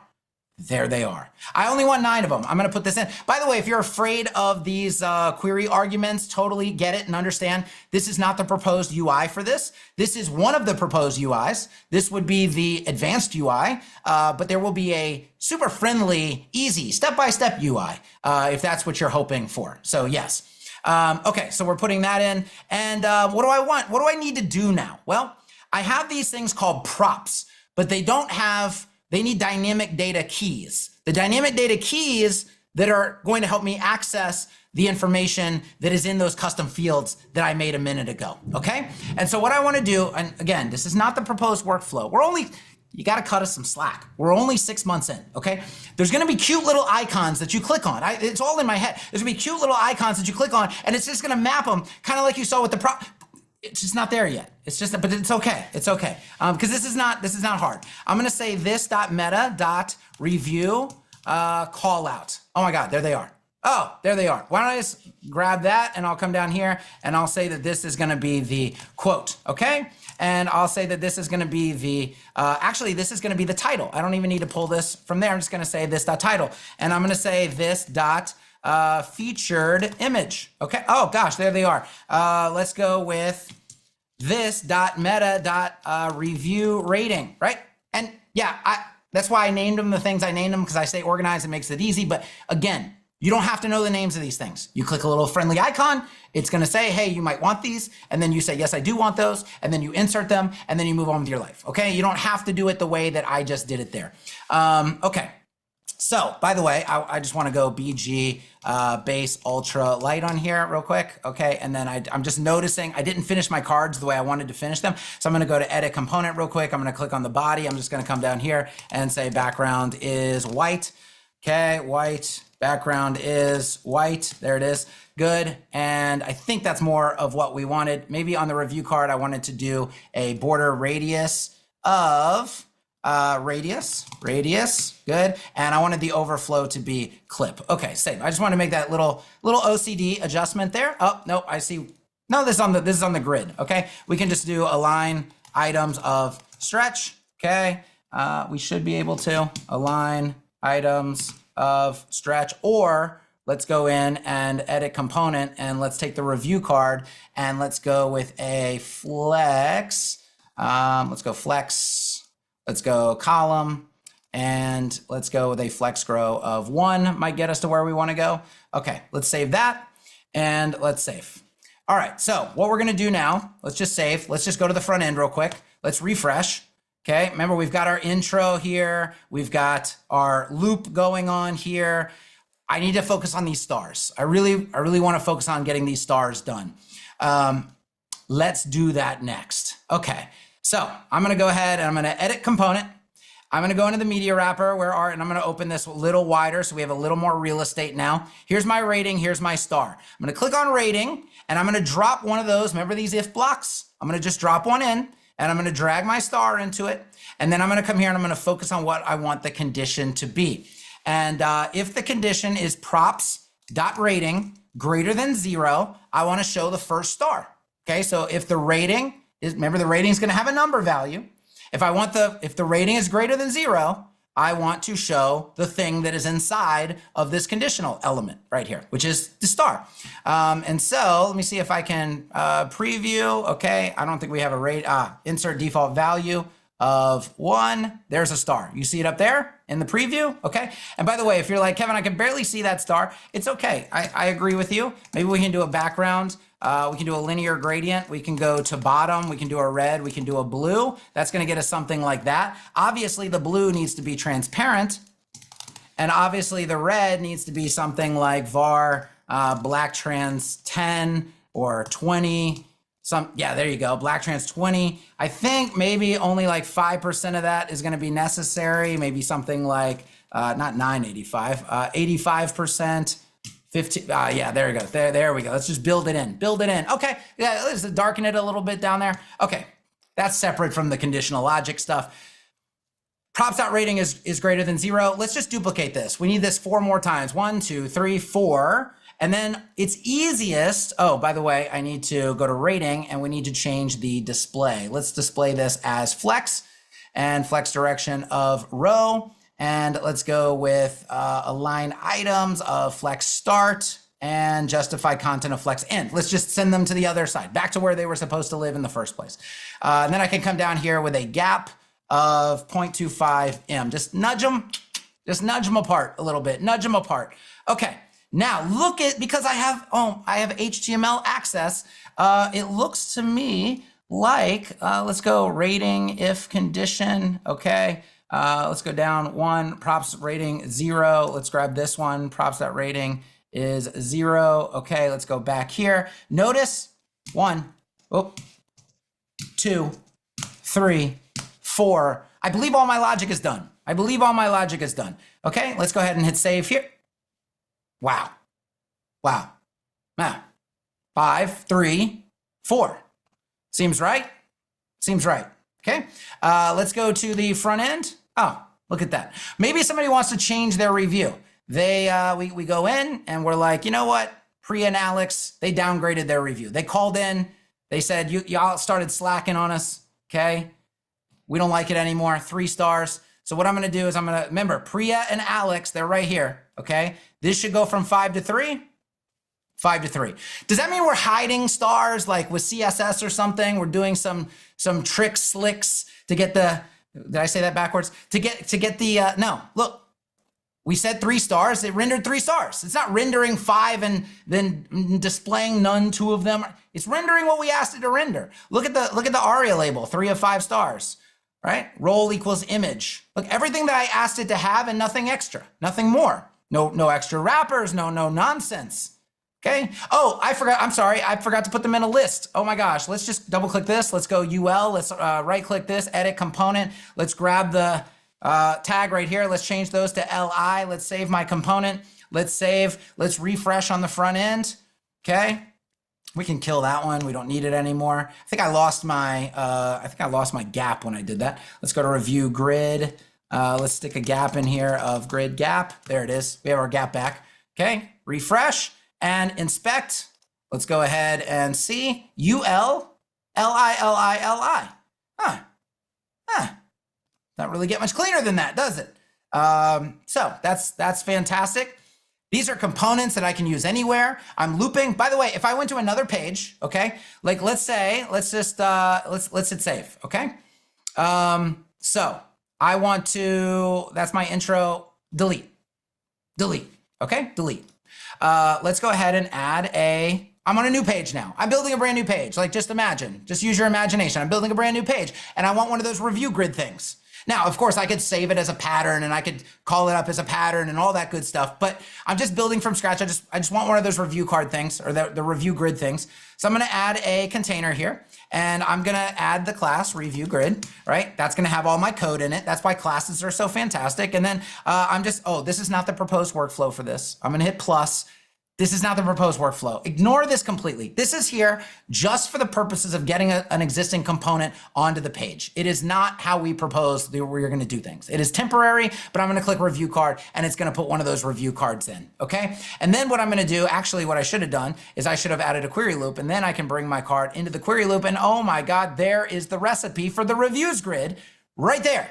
Just like I had it, I don't have to reconfigure it. It's just already there, already configured, and it's already looping through the things. And then I just have to put in the prop or the keys for the custom fields, which by the way, if you know you're gonna loop these at all times on the entire site, you could just make the ACF keys the default values. And then you won't even have to map them every time you add this thing to a loop. That's honestly probably what you should do. But you see how the loop recipe remains in the database for you. You only have to configure it once. Notice how the component is just there, ready to use now because you built it once, and it's gonna have all the variation switches that you want it to have. Like I could hide the rating, I could hide the featured image, I could hide the call out, I could do whatever I wanna do. I actually have like 4 different possible card layouts in one component just by toggling some switches. That is the power of components. Okay. What else does this builder do to help you out? Well, we're going to look at our collision warning system. A big problem in web design. I am going to add let's add an ID. By the way, you can add IDs. Did you know that? Because that's an attribute. You can just put a pound sign, hit hero heading, and now I have an ID, and I can style the ID if I want to. For example, I can come in here and I can do typography, font size, text S, and that's gonna get real small. But hold on, I had a font size declared at this hero heading level, I believe. Maybe I did I? No, I didn't. It was using the default heading size, but I'm gonna come along 6 months later. You just use your brain, okay? Imagination. We're 6 months down the line, and I was like, why is that heading so small? Okay, I'm gonna try to add this as an H2, okay? And obviously, it's not going to, and actually, hold on, I gotta save. Maybe our collision warning system is having a meltdown. Let's go in here, let's see. Maybe it doesn't, maybe Chris is online. Does it not work with IDs yet? I could be breaking things, because I never even tested this part of it. How about we do, I'm gonna kill that. Let's go hero heading 2. Let's see if we can do it with this. Hero heading, okay. Typography, font size H2. Hero heading, font size H1. Hero heading, no, I don't know. Maybe Chris is on, he can explain to me if I'm missing something or if I need to bring up one of my other installs. Because our collision warning system first of all, it needs to be seen. Okay, we have to see it. Mateo, do you know? No. I have no idea. I'm trying to see if I can get a hold of Chris. Oh, okay. Hold on. How about we look at, here's staging.etch. I wonder if this one this is the site I started. If you want to see a real site currently being built with Etch, you can also go to this one. Let me go to the dashboard real quick. Let me see. I don't know if this one has it or not. I've got about 8 installs. Oh, I have to get there from grid pane. I can't even get there from here. Okay, well, we might need demo example. I can downgrade. I wonder which version had the stable of that. Let's go to plugins here. I can go to grab a earlier release, 13. I bet it was in 13. Okay, I'm just gonna guess. We're just gonna guess. Downloads 13.2. Okay, let's just go in here real quick. We're just gonna go into this other demo site real quick. Is this the dry run 2? Is that the correct one? Yes, this is the correct one. Add new plugin. I want everybody to see this. It's very important. We've been making, even up to like this morning, we were making some on the fly adjustments. So it's the wild, wild west over here. Let's install now. Yes, I want to downgrade. Okay, let's go to pages. Let's go to edit with Etch. And let's try it on a different element too. I don't think that matters, but hero lead, text S, and then let's add another one, another class, and we're gonna go font size text M, okay? And I don't think it's on this one either. We'll have to figure this out. Maybe I'll do a separate video. The people on Friday, what's crazy is the people on Friday's demo saw it. So, but you can't have perfection, you know? Perfection not allowed every time. Color red and color blue. Okay, no. So we'll have to figure out what's going on with that. I will do a separate video on the collision warning system because it is very important to see, and it's insanely powerful when it works. But yeah, okay. Maybe we can showcase it later from the sandbox. The sandbox updated to the version from Friday? Yes. Maybe we can just show that later. Actually, that's a good... I showed it in the sandbox, didn't I? Yeah, I think it was in the sandbox. I don't know if I was in the sandbox. Let me go in the sandbox real quick. I think I upgraded the sandbox again is the problem. Maybe, I don't know. It's hard to keep track these days. All right. Text, all we need is text. That's all we need. Hello 2. Okay, we can add both of those at the same time. Let's go with color of red and let's go color of blue. This does have it. There it is. Okay, let me zoom in so y'all can see what's going on here. So notice, okay, if you're not familiar with classes, right? So I added hello to second. That means it comes last in the style sheet, which means it wins. It's going to win. There's a lot of ways things can win. An ID can win. A more specific selector can win. There's a lot of the ways things can win. And when people start using classes and IDs and all this stuff that's going on in a complex project, you do things in these inputs or you write CSS and it doesn't work. And then you're like, why isn't that working? And so if I go to hello, you're going to notice that it's yellow. And you're going to notice a button right here, and you're going to notice I'm just going to hover over this, and it's going to say value overwritten by hello 2. And that's not all. It's not just informing me. This is the style collision, okay? It's not just informing me of the collision, guys. I could have 12 classes on here. I could have classes from external style sheets going on. Look at this. I'm going to go click, and it's going to take me to the offending selector, so that I can manage it there, because it's alerting me, hey, you have a collision in your styling. And it even says, hey, do you want to just go to the place where the collision is happening so that you can fix it? Yes, take me there, please. Okay. And it will take you there and you can fix the collision. This is the collision warning system. That's what this button does too. That button's temporary, by the way. We've got a little bit more of a refined way to manage all of this. But once again, we're doing some very slick stuff under the hood to even be able to do this. This is not an easy thing. This is quite complex, and it does not exist anywhere else. I don't know of a tool that's ever had anything like this. So yeah, it's going to be and especially think about this now, beginners.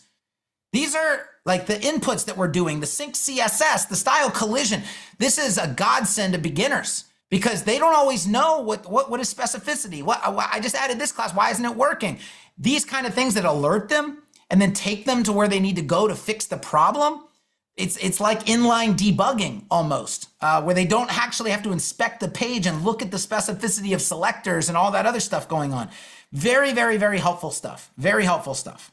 Okay, let's get out of there. That's the collision warning system that I wanted to show you. All right, we're done with this demo. I think people have seen what they need to see. We are now into open Q&A. You can ask whatever you want to ask. We will try to be as open and honest with you as possible. And I think we have some of the dev team here. If there's any super technical questions that want to get asked. I don't know how we're doing on time. 1, 2, so that was about 90 minutes. A little bit longer than I expected it to take, but we had a lot to cover. So let's go ahead. There's 99 plus questions.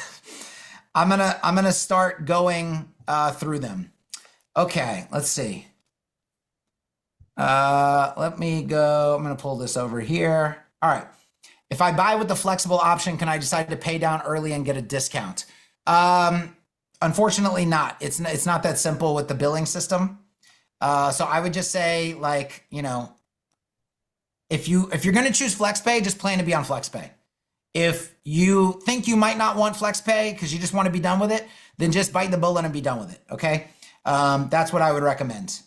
Would it be possible to get AI? Are these in order of when they were asked? Okay. Would it be possible to get AI prompt-powered wireframing using Etch plus frames? Yes. What do you mean with future enterprise features?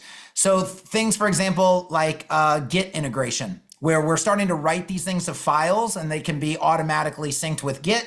And then you have proper version control, stuff that enterprise level projects really care about. There's going to be a lot of features like that are probably baked in to an enterprise level in the future. Right now, obviously, you're pre-purchasing Etch. We don't know what all the levels are going to be. It clearly says on the pricing table which plans include the enterprise features already and which ones don't. Let's see. A purchase now is not a usable product, although a work in progress. Is that correct? Not just a pre-order for a product available in the future. You will have, if you are on the middle plan or the high plan, you will be able to have installable files in April. What you do with those installable files is completely up to you. It comes down to your level of risk aversion of whether you want to deploy those on a real project or not. That is completely up to you. You should understand the risks of, an alpha, essentially, like kind of a pre-alpha in a lot of ways. But as we close in on September, that's when things should get very, very stable for what we consider V1 features. And that's when I'll be using Etch starting next month on anything I do, all of my tutorials. every site that I build will be, I do not care about the risk. I will, if something breaks, I will fix it. But yeah, not everybody's like that, obviously. If I was building for clients, I don't build for clients anymore. If I was building for clients, I would not use Etch right now, okay? Just to be honest with you. But come September, if it's a small project, little medium-sized project, or if you're like, somebody told me, they were like, dude, I don't care about the risk. I'll fix whatever breaks. I'm using it now.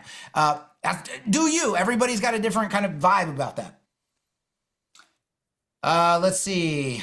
No, you can't really upgrading from plan to plan is not really super possible right now. Just like pick your plan and live with it. We can manually do upgrade, but we don't want the team like soaked in requests. Oh man, I meant to get the upper plan. Now I need, like, just bite the bullet and buy what you need to buy. Let's see. What is the marketplace? How will it work? So imagine like I've got Sonny might be on the call. I don't know. Sonny Cherchaniak, good friend of mine, great, very insanely talented guy. Maybe Sonny comes along. He's like, I want to make a whole design kit thing for Etch, and I want to sell it in the official Etch marketplace. He could sell it on his own for sure, but if he wants the exposure that comes with the Etch marketplace and he's like willing to let go of a little chunk of his money, then he could put it in the Etch marketplace and that would be available to you. Those things are not come one, come all, come everybody. They are going to be highly vetted by the team. So you are not going to, when you get something from the marketplace, it's not going to be junk. It's not going to be trash. It's going to be up to par, up to standards, professional standards. And then, what we're doing is guaranteeing a discount right now for that. For all purchases made in there. Our frames product, our pattern library, we're rebuilding it for Etch. That will be available in the Etch marketplace. You will get a discount on that. If you are an existing frames customer, you don't have to worry about that because you're already in. You already have your license. Your license will work in Etch just fine. You don't have to worry about it. But assume you were new and you don't have frames or something. You get it through the marketplace. You get the discount, whatever. So that's kind of the idea of the marketplace. There's a third party and some native, right, stuff that is not part of the builder, but it would be like, I think patterns is like a perfect thing, like a pattern library or a framework or a this or like we have a recipe system, right? Somebody could cook up some crazy ass recipe system and then sell it as an add-on. So you install the recipe system and you got all these crazy recipes that they created. That could be a thing. We don't know. We don't know what's going to happen yet. It's just it's an open marketplace where everything is vetted. Okay. I'll take one. There's one that asks, what are the benefits for early adopters versus people who buy now? I would say that the main thing is early adopters had 6 months to have their voice heard. 6 months to have their voice heard. They got additional bonuses. They got higher affiliate commissions. They got, there's things that existed on that table that no longer exist. Yeah. There's a bunch of questions about the agency listing. Yeah. Premium agency listing. What are the costs after 3 years and when will the 3 years start to count? I have no idea what the cost will be after the 3 years. This is way too far in the future. It will not start until the agency directory is up and live, which will happen sometime after September. So your clock does not start until that directory goes live. Once that directory goes live, that's when the clock starts.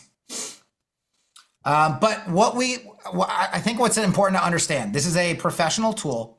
This tool is going to set a standard of work in WordPress. This tool, because of the unification of the development environment, because of the automatic block authoring, because of all of the great features for scalability and maintainability and the general workflow efficiency and the clean code output and yada, yada, yada, we strongly believe that as Elementor kind of tripped and fell into the de facto standard that so many people flock to, this will earn its spot as the standard. And it will get to a point where clients are asking for, I need to make sure if you're on WordPress, you need to be developing this in Etch. Or other professionals will kind of have that general feeling, right? And which means that people who specialize in Etch development will be more sought after. There will be a directory to make these people easy to find. And then, of course, anybody can have a free listing, but a paid listing is obviously that. And then there will also be a vetted listing where our team, and the team is probably obviously going to expand, they will be not certifying people, but vetting them, and you'll get a little badge that you were, you had your shit looked at, essentially. You were inspected, okay? You were inspected, and people can feel a little bit better about going with you. So that'll be a possibility as well. There's a few questions about the editing experience for clients. Yes. I would say we can answer that. Imagine that all of your design work is going to happen in Etch, and all of the content work will happen in Gutenberg.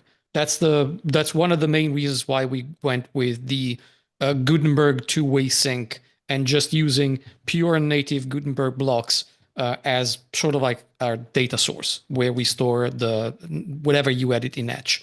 Yeah. There will be some kind of, we're looking at how to lock in the Gutenberg experience so that your clients cannot mess up the websites too much.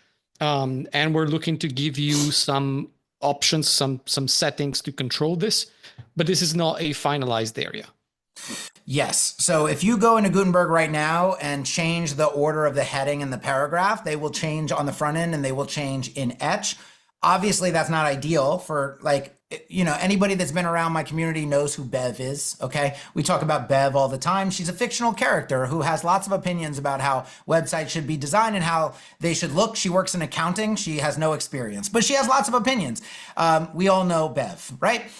You are probably going to be like, I want Bev to be able to change a headline here and there, but I don't want her changing structure. I don't want her changing colors. No way. No way. So in Etch, you are going to essentially choose what gets locked or exposed in Gutenberg. And you just have a very granular control over that experience. So you can let the more talented, maybe marketing directors of the world do more things. And then Bev, all she can do is, rewrite some text here and there. Okay. So another question was, I think you mentioned once that you'd have someone working on proper accessibility implementation in Etch. Is this still the case? Sorry, say that one more time. If we still have somebody that is going to tackle accessibility in Etch, like the builder and the builder's output. Yeah, well, we have a team standing by to do accessibility audits. It's a very well respected team and agency. They're going to start first with the front end. And this is going to be more critical, obviously, as we get into, we already have these components and frames, by the way. They just have to be rewritten for Etch. But the carousels, the modals, the accordions, the on and on and on, all that stuff is going to be available in Etch. These are not add-ons, by the way. There will not be a situation in Etch other than enterprise level stuff, which is literally very technical stuff like Git integration, yada, yada, yada. You will not be upsold later. There is not going to be, oh, well, you have to buy the Pro Block pack. Oh, well, you didn't buy conditions. Oh, you want interactions? Well, get out your wallet. Like, that's not what we're going to do. Etch is Etch. Okay? That's core features. That's needed to build a legit website. The things that you need to build a legit website are included in every package. That is just Etch. There's not different levels of, oh man, I only have the low level, so I can't make components. That's not, everybody needs components. Everybody needs loops. Everybody needs logic. Everybody needs interactions. Everybody needs animations. Everybody needs. That we have no desire to separate that stuff out and hide it behind different levels of plans. I have no desire or care to do that. Etch is where you do professional work, period, point blank. So all that stuff that you actually need to get your job done, it's going to be available to you in Etch. Let's see. But yes, that will all be accessibility audited. As far as the actual Etch interface goes, there's a lot of discussions to be had about how we want to approach that. We can't focus on it completely right now because there's so many other technical hurdles that we have to overcome and things that we have to get working, and then we can visit that. Yeah, I'll say we also talked about having a security audit, especially once we add the ability for whoever is using Etch, which if you configure it that way, might also be your customers, your clients, editing PHP, editing JavaScript, and therefore maybe introducing security vulnerabilities. Yeah. With Etch, you no longer need ACF or Metabox to create custom post types. You do now, but you will not soon. Okay. So this is just part of the process, right? This entire 6 months has been determining priorities, right? It's all been a balance of what is and this is a week-to-week discussion that we have. What are the priorities? And so obviously not everything can make it in to the 6 months. That's why we have a longer than 6 month timeline. We have another 6 months to do a lot of things. And I guarantee you, yes, CPTs, custom fields, things like that are likely inside of that. There's obviously a lot more to plan and balance, but those are high priority things. There were also a lot of questions about WooCommerce and e-commerce functionality. The timeline, remember, maybe we didn't show the timeline. I don't remember the original timeline, but year 1, which we are halfway through, was dedicated to brochure websites.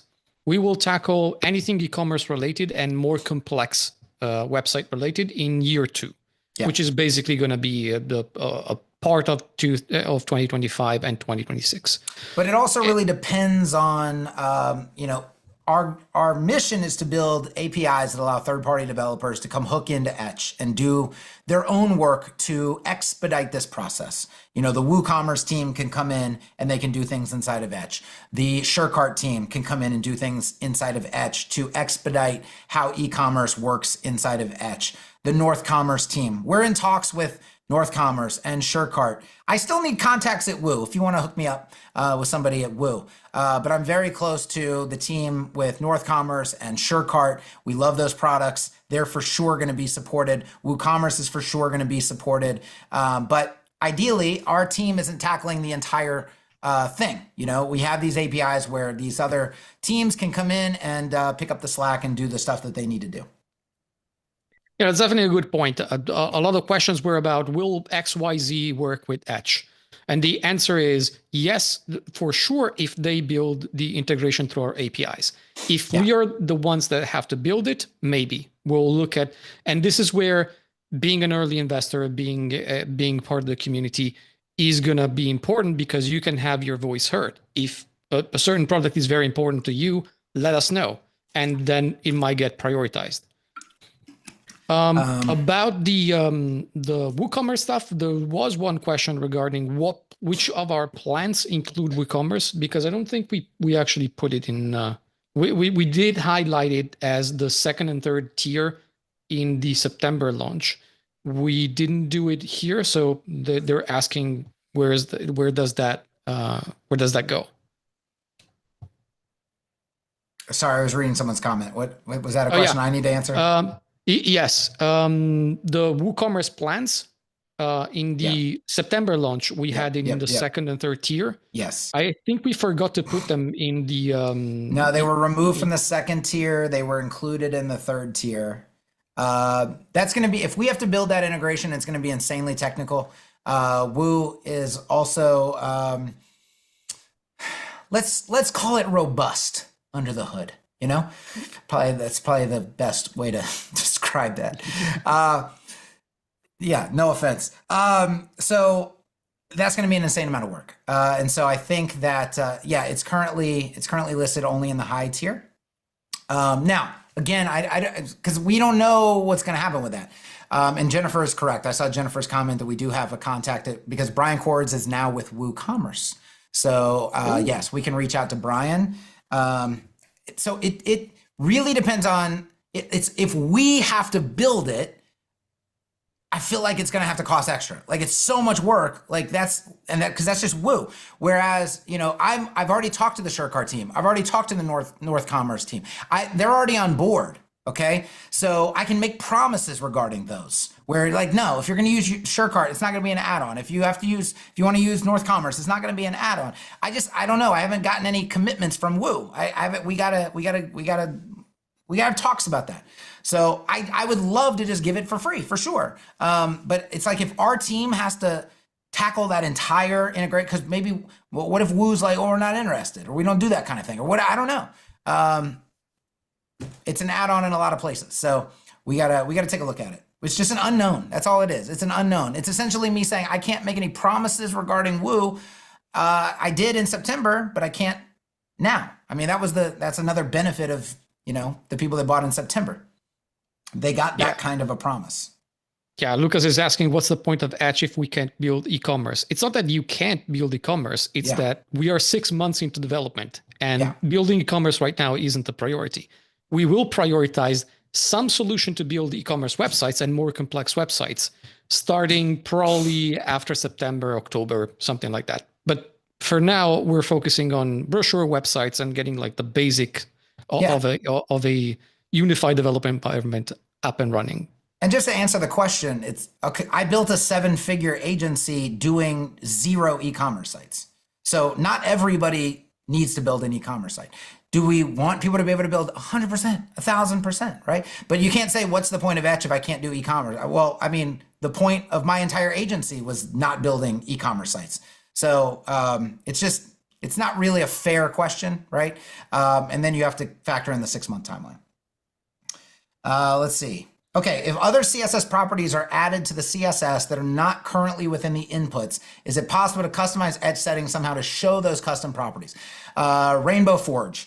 That is a great question. Fantastic question. You're going to notice this thing called custom. Right now, this is a placeholder. But essentially what will happen if I go some obscure property value, right? It will auto create itself right here in custom, and you will magically have an input for an unsupported property that we currently did not support, right? And it will bidirectionally sync and everything else, okay? It'll behave like every other property, and it'll be listed under custom. Additionally, if you did something like what I do all the time and what I teach all the time is locally scoped variables, okay? My color, red, locally scoped variables will show up under custom as well. And so you'll be able to manage and create, by the way, we just talked about this, the ability to create those custom locally scoped variables from this panel right here. So again, this is not happening in any other environment, right? Why? Because beginners don't care about this stuff. Well, I shouldn't say beginners. Lay people don't care about this stuff, right? Beginners who care to learn do care about this stuff. But lay people don't. So they don't build this kind of innovation does not exist. That's the whole point of Etch. We're actually innovating a professional workflow. Is the light UI theme available in Etch? I'm not a big fan of dark themes. It's not currently available, but it will be. It's a priority. Yes, it's a priority. Can you please tell me why Etch is the best tool for me if accessible websites is a top priority? Well, clean code. You have access to any attributes that you want to add at any time. We don't add anything that you're not supposed to have. You have full control over whether the site is accessible or not accessible, point blank. You don't have to undo things, work around things. It's just, now it comes down to your skill level, right? Do you know what it takes to make an accessible site? If you do, you're going to absolutely love Etch. You're going to absolutely love Etch. I mean, there's people who flat out tell you Divi cannot be accessible. Don't even try. Don't even start. Etch is a blank slate. It does what you ask it to do, and that's it. It doesn't do anything extra. It doesn't do anything different. It just does what you ask it to do. If you ask it to be accessible, it'll be accessible. Let's see. Can bricks and Etch run beside each other? Yeah, but why? I mean, there's no point. There's no point. Etch is a unified development environment where you do all of your work. There's no other shenanigans. There's no, let me add this block system because I don't have something I need. Let me add this other builder. Let me add this other. And by the way, you can come to an existing site. Let's say you build marketing landing pages for people and you're disgusted by the fact that they have Divi installed and because you do all your work in it. Well, you can theoretically, I think, maybe Waji can confirm, but you could just install Etch on a Divi site and make a landing page with it that's completely separate from Divi. And then, there you go. You did your work in Etch. You don't even have to touch Divi. So it has additional flexibility like that as well. Where's the Etch landing page made in Etch? You leaked it in your Facebook, I guess. Yeah, it's staging.etchwp.com. It only has like a couple hours work put into it. I mean, still, it's on its way, right? It's still very, bare bones, but it gives you an idea. Like there is a lot of custom CSS work going on there. But yeah, you can, it's not a demo site. Let's say that. Let's see. What is the data etch element section attribute needed for, and will it be removed in the future? I see other page builders don't have that. Other page builders assign all of their default styles to classes, which clutters up your classes area. We wanted classes to be reserved only for users, and so we're using a data attribute for a very, very minimal amount of default styling, which is added with 0 specificity, so it never gets in your way. But it sets things to display flex column by default, so you can automatically add gaps without having to also, if you don't have those defaults, you're essentially everything you add, you're gonna have to go display flex, flex direction column, display flex, flex direction column. Nobody wants to do that. Nobody wants to live that life, okay? So everything is flex column by default. You can use all Flex's layout options. You can switch it to grid. You can do whatever you want to do. But those defaults are assigned to that attribute, essentially.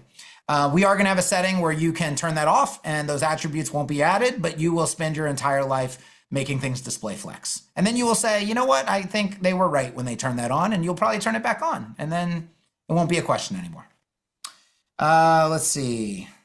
There's a question about AI prompts powering wireframes with etch and frames. I could see this as a possibility in the future. We are not currently working on it right now, but we're certainly going to have some kind of, we're certainly going to explore some kind of integration with the AI tools.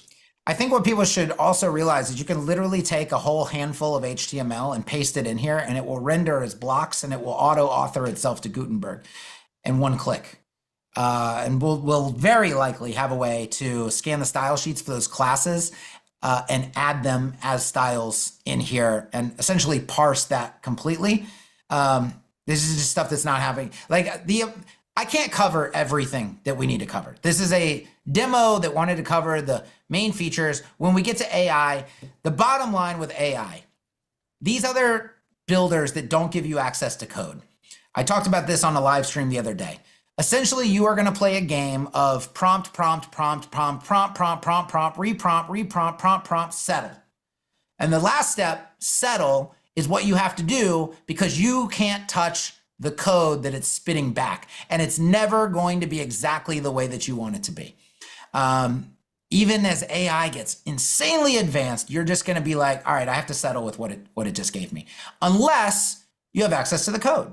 Then you can literally take everything that it gave you and fine tune any aspect of it that you want because you in Etch can actually touch the code.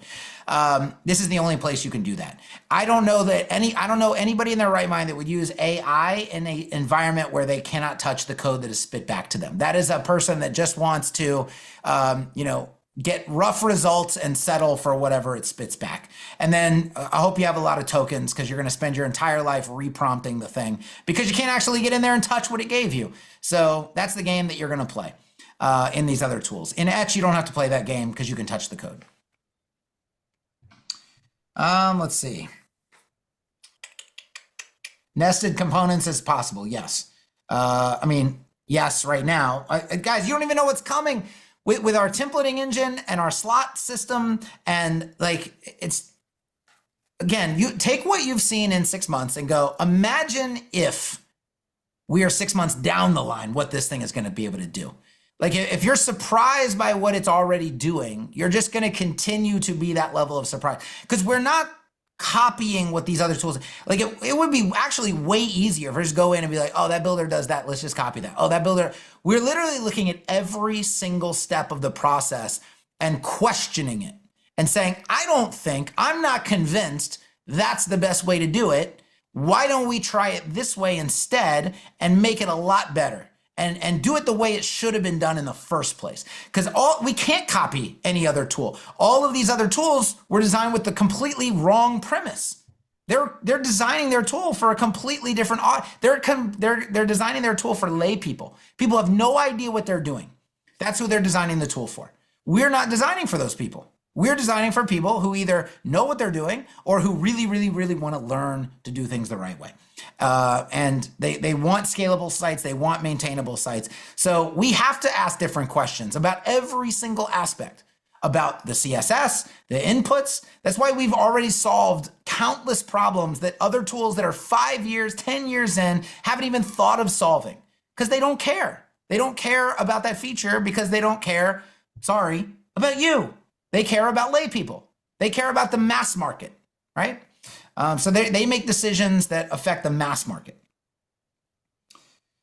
Let's see. What are the affiliate rates for? Well, it's the affiliate program gets you. So, you know, if for example, obviously, if you have an LTD, like you can just install Etch on all your client sites and just leave it there and yada, yada, yada, yada, yada.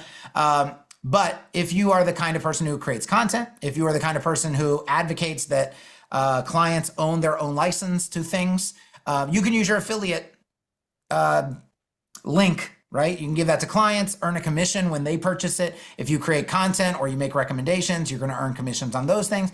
And obviously, Etch is a more premium tool. The price of Etch, those affiliates with high commissions are going to be very, very lucrative. But that's it. That's the general explanation of that. Does Etch have a visual grid builder like Advanced Themer that allows us to create bento grid or custom span grid? It will, but it can't in 6 months with everything else that's been done, right? This is V1. This is level 1 of our CSS inputs. Many of these will become more robust, become perhaps more visual. They will have more features and make life easier in many different ways. But we're on level 1 of CSS inputs. We tackled the major problems, which is like the collision warning system, the inherited styles, things like that. The combo box issue. Many other builds don't, they never thought to give you a combo box. They thought they would give you a drop down and you are essentially can only select what is in the drop down. And if you need something that doesn't exist in the drop down, you're what they call SOL. I thought it was like an easy solution. Why don't you just give people a combo box where they have the options, but they can type in a custom value if they want a custom, like what are we doing here? Like we're just solving actual problems. Anybody that knows how to create a grid, I've done many grid tutorials. I can create a grid with grid areas. I can create bento grids. I don't need a visual builder. We wanted people to be able to get their work done. And then we're going to layer in, okay, now let's make it even easier. Now, in some ways, we've already done that with components and conditions and things like that, but everything is a priority balance. Let's see. Is it already possible to use JavaScript or will be an editor? Yes, there will be. It's not already possible, but obviously you will be able to add JavaScript. Yes. You will be able to, hopefully, our primary goal is you will be able to write PHP mixed in with this HTML. And so, yes, PHP, HTML, JavaScript. This is a visual development environment. You should be able to visually develop. So all of that will be possible. By the way, like, did I mention these things are navigations? There's so many little things. There's so many little things. These breadcrumbs are very nice right here. Let's see. There were a couple of questions about will Etch come to other environments outside of WordPress, or WordPress is still underneath this. Do you think, like, with what's going on with WordPress, do you think that you should switch? I would personally answer the same way I answered in October, which is we are keeping our eyes open. We know what's going on, but we don't see a sign of that. Like, we don't see a fire that makes us go, okay, we need to switch. But so for now, we are committed to keeping this in WordPress, but in the future, maybe, who knows? Will frames be integrated like patterns in Gutenberg? What will be the process of adding frames at Builder Gutenberg? I showed that in the beginning when I did the hero section and added it to the pattern library. It's about as easy as it gets. But obviously there will be a pattern library inside of Etch as well. And we've talked about probably the pattern library in Etch, being able to control whether a pattern is in the native block editor pattern library or not. Because Etch is really the central control point for all of that stuff. Let's see. What are the plans for documentation? I still consider myself beginner intermediate when it comes to CSS and web design and plan on using this as a tool to learn.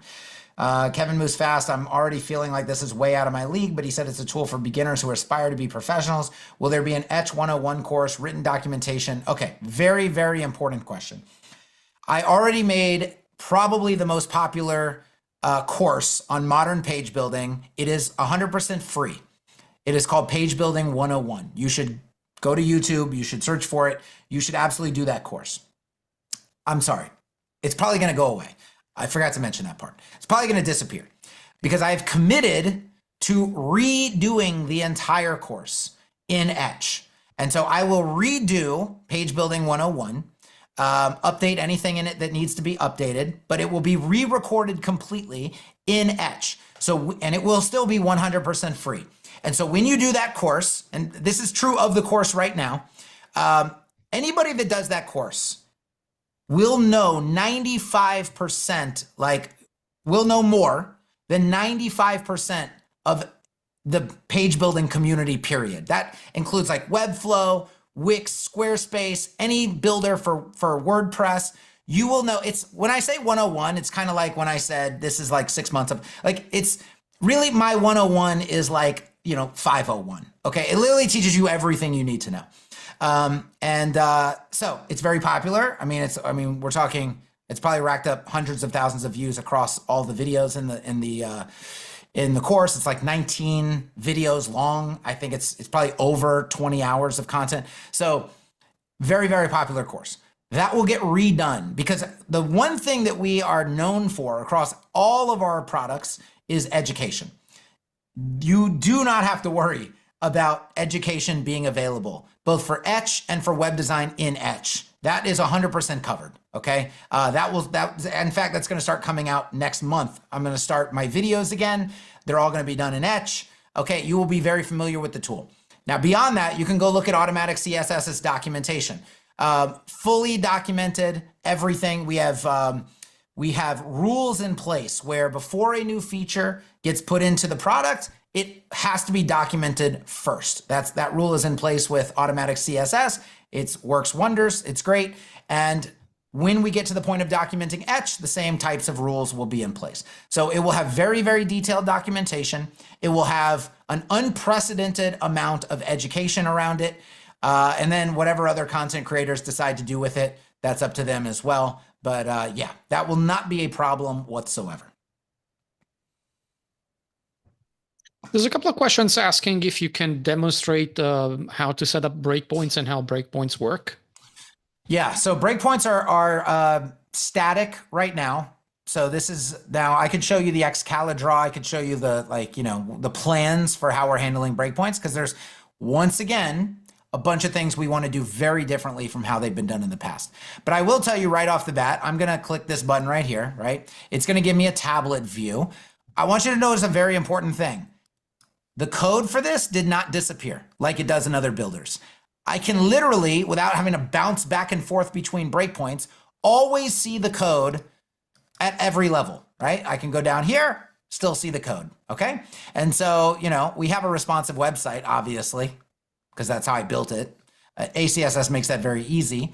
And I'm able to preview those breakpoints. Now, can I create custom breakpoints? 100% I'm going to be able to. I'm going to decide which breakpoints show up down here and which ones don't show up down here. I'm going to be able to create container queries. A lot of people may not even know what those are. We're going to have a container query manager, a breakpoint manager. You're going to do whatever you want to do with breakpoints. It's going to be fantastic. You're going to have functions to call those breakpoints so you don't even have to know what their values are.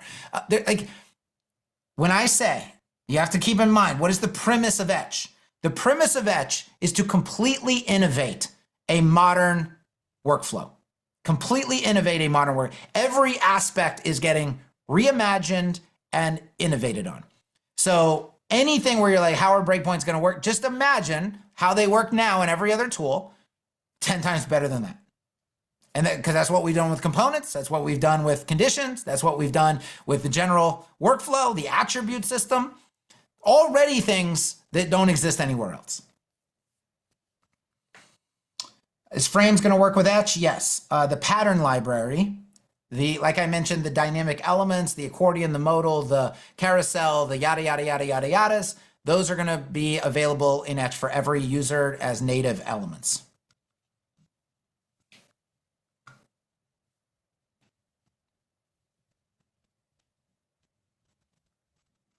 It appears that ACSS is already working with Etch, all of it. And what about Frames? Yes, all of ACSS is working flawlessly and seamlessly with Etch. ACSS was designed to work in any environment that outputs proper HTML. So the problems we run into in other builders, in Bricks or Oxygen or whatever, there's a lot of instances where the builder doesn't do things the way it's really supposed to be done. And thus we have to build in a bunch of workarounds, and there's bugs and there's issues and things like that. But if the environment just does what it's supposed to do, ACSS is automatically compatible with it because it was designed based on clean code, right? Like I can give you a perfect example. Our sections, right? Here's a section. We give you access to the inner. We have a thing, an element called a container. We give you access to the container. You can have more than one container. When you're creating a grid in Etch, you can select the container and put the grid there. And the grid knows, okay, the items in this thing are gonna be in a grid. But with other builders, Oxygen being one, you don't have access to the inner container. The only thing you can put the grid class on is the section, or you have to add an extra div that actually didn't need to be there in the first place. But users try to do it on the section, not realizing the section has an inner container that they can't see in the structure panel. And then that inner container gets isolated into a grid cell and the whole layout breaks. And then we got to come along and go, oh, okay, we got to build in a workaround for that. Well, it's just because the environment doesn't work the way the environment is supposed to work. If the environment works the right way, ACSS works without any issue. There's a couple of questions regarding how will we work with like custom blocks or this block library, that block library. I think the plan right now is to be able to detect them and not mess with them. So the ability, if there are custom blocks or blocks that we don't recognize that are not native blocks, we detect them and we leave them alone. Sort of like with shortcodes. I don't know if we'll be able to do better than that, but to the very minimum, we'll be able to not break them. That's the idea. Will it work with a normal non-block theme? I believe it will work with a non-block theme. Obviously, the Gutenberg aspect of it, you have to have blocks for that. So, but I believe it will render. Do you know, Matteo, for sure on that? The rendering part might be complex because we are leveraging full site editing for certain things. Oh yeah, sorry, it doesn't have to be an FSE theme technically, but it has to. The block editor has to be active. Yeah, I believe a block editor. The block editor needs to be active right now. Without the block editor, we wouldn't know where to save stuff. But for the rendering, I believe FSE might be important. Like if we're gonna support non-FSE themes, we're gonna need to make some adjustments to the way we do rendering, I believe. What you might know better than me on this. Let's see, what would be possible to type? I don't know if, is YG still here? Did he fall asleep? He can come on if he wants. Oh, I don't know that we can. I don't know if we can invite We've been talking to them. I don't even, they're not even panelists. Yeah. They're probably like, we can't talk, bro. I have our own internal chat open. So if he's there and he wants to write something, I can read it for him. Will Etch have its own theme? It does have its own theme. Yes. It's just it's like a bare bones, it doesn't do anything to your site kind of thing. But it's right here. Let's see. Will we be able to import export components from one site to another? Yes. What are installable plugin files? So early bird can install plugins. Yeah, early birds can use this in a sandbox. Everybody else will have installable plugin files. I'm not sure of why you are building your star rating this way. What if it's a 3.5 star rating? This way you can't have fractions and you cannot have grayed out stars. Why build it this way? Well, TS, I'm building it this way because we're 6 months into development and we don't have advanced handling of decimal values yet. Now, does that mean decimal values can't be handled ever going forward in the future? No, I think it's very important to continue to remember that what you are seeing is not always the proposed final workflow. It is what is available to us after 6 months of active development. Yeah, just to add, what you replied, block editor 100%, FSC 99%. Because similarly, like we have similar dependencies from FSC as we do with the block editor. But templating is a big part of why we need FSC, and we haven't tackled that yet. So if we find a way to not rely on FSC to do templating, then maybe we're not going to need FSC. Can I add section or image using shortcuts instead of pressing bottom buttons? Absolutely. Actually, there's going to be a Command K action bar that allows you to do almost anything. Create a CPT, create a custom field, put an element on the page, could also assign attributes to that. So yes, actually there's a prototype already for the Command K bar in action. So that's coming very soon. As I mentioned very early on in the demo, anything that you want to do in Etch, there's probably going to be 3 different pathways to doing it at any one time. And you just get to choose the pathway you either prefer or the pathway that happens to be fastest at the time. Will you guys be making unique components similar to the ones he's showing available in Frame, seeing as though things like review cards will be a common use and would be nice to have a starting point? Absolutely. Absolutely.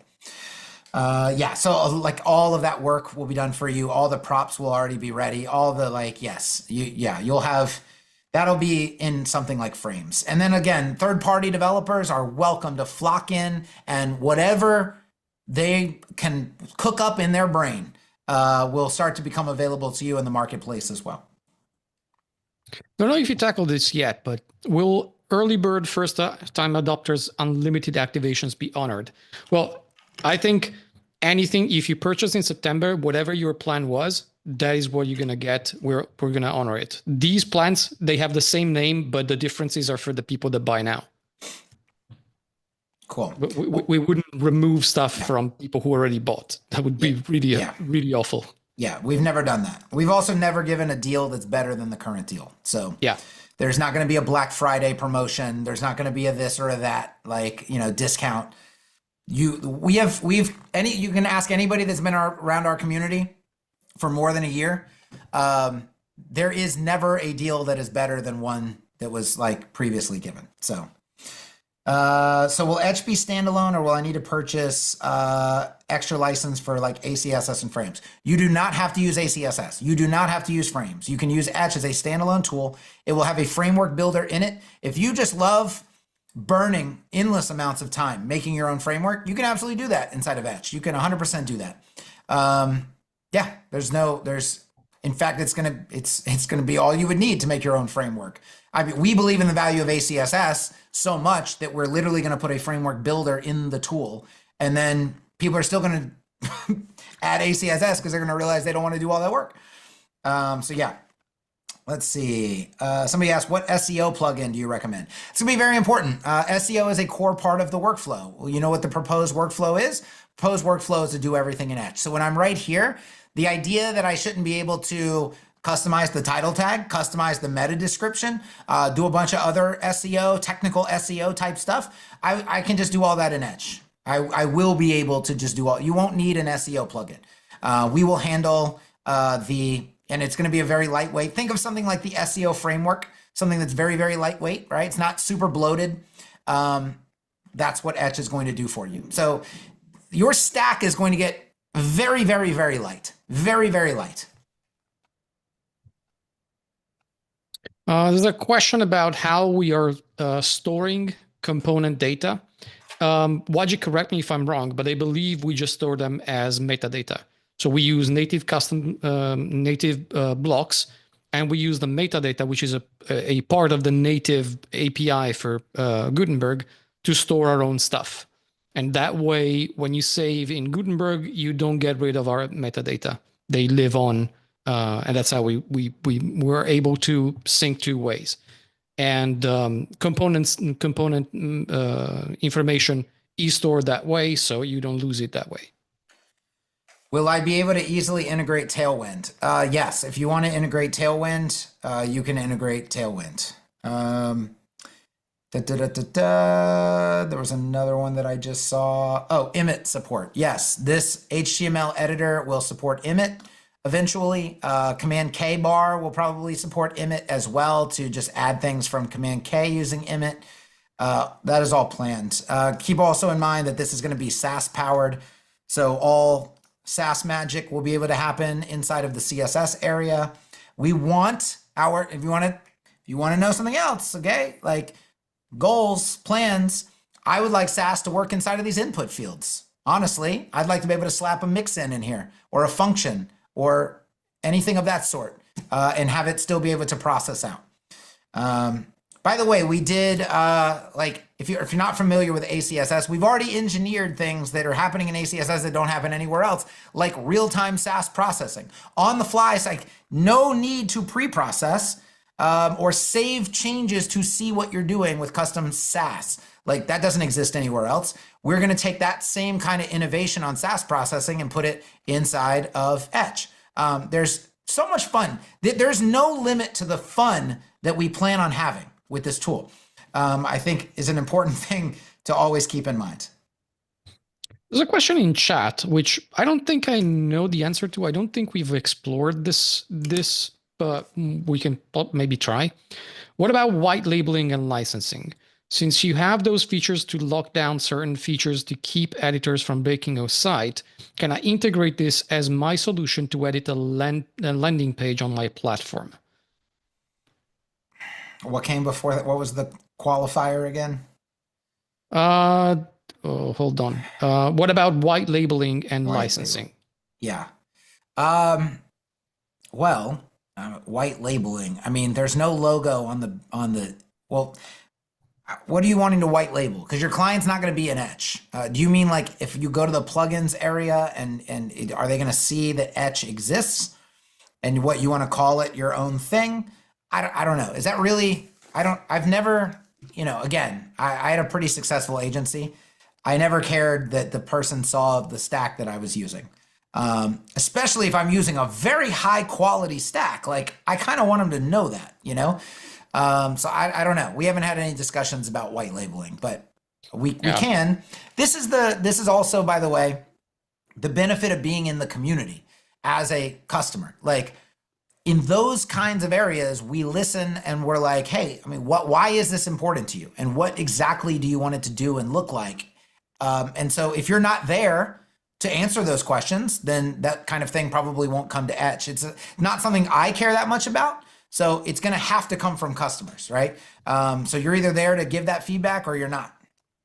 Yeah, exactly. I will bring you also Wajid's point of view, which is because the entire client editing experience happens in Gutenberg, white labeling is sort of like baked in.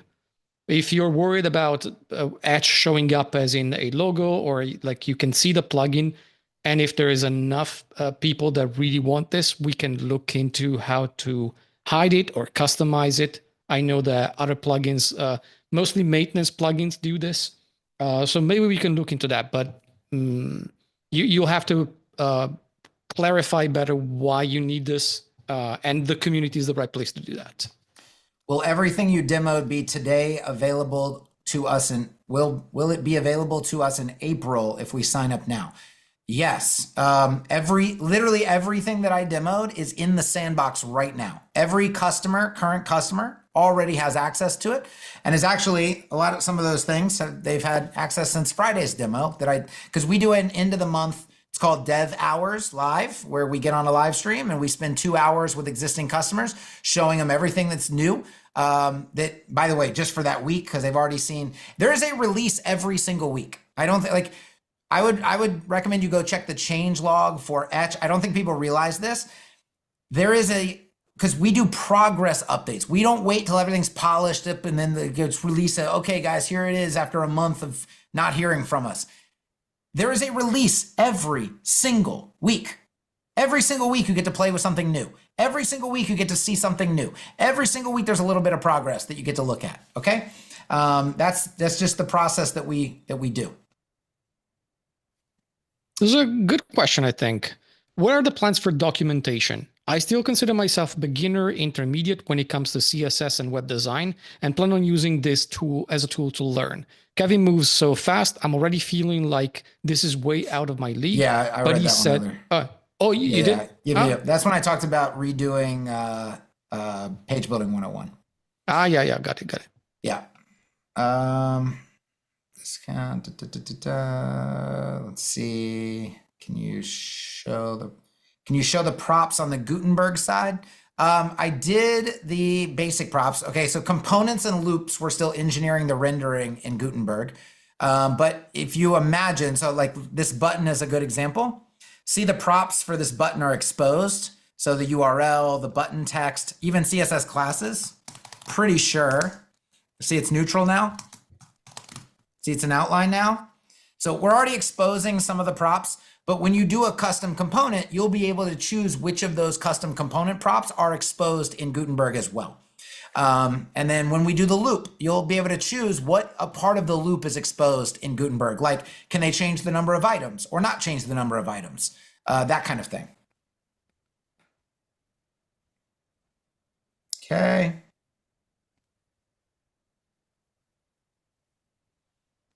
Let me go back into Etch so we have it sitting there. I'll just edit and Etch. Okay.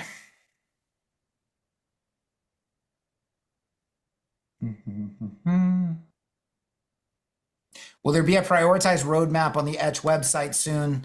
The first impression I got today is really nice, especially for only 6 months of development. It would be super nice to know which features are planned and roughly. Literally, it's impossible. We have a vision for the priority of certain things, but it literally changes every single week. It changes based on feedback and vibe of the community, changes based on, okay, that puzzle piece got put into place. It actually makes sense to put this other puzzle piece into place before this other. So a roadmap wouldn't do you any good because we're not committing. We're not even internally committing to a roadmap. We have a Monday morning call every single Monday, and we say, what are the priorities for this sprint? And we have a big chunk of things. In fact, we're going to do, Matteo and I are probably going to do a video on the Etch channel about how all of this works and how it's all come together, how so much has been done in 6 months. And because you also have to remember, every aspect of this works differently than it works everywhere else and works better than it works everywhere else. Just copying something that already existed would have probably taken 3 months. Like we had extra time spent on re-engineering things, right? And also doing things that nobody else is, like the automatic block authoring. Like that took a lot. There's a lot there. Gutenberg's not the easiest thing to work with, okay? So yeah, like everything is being week by week figured out.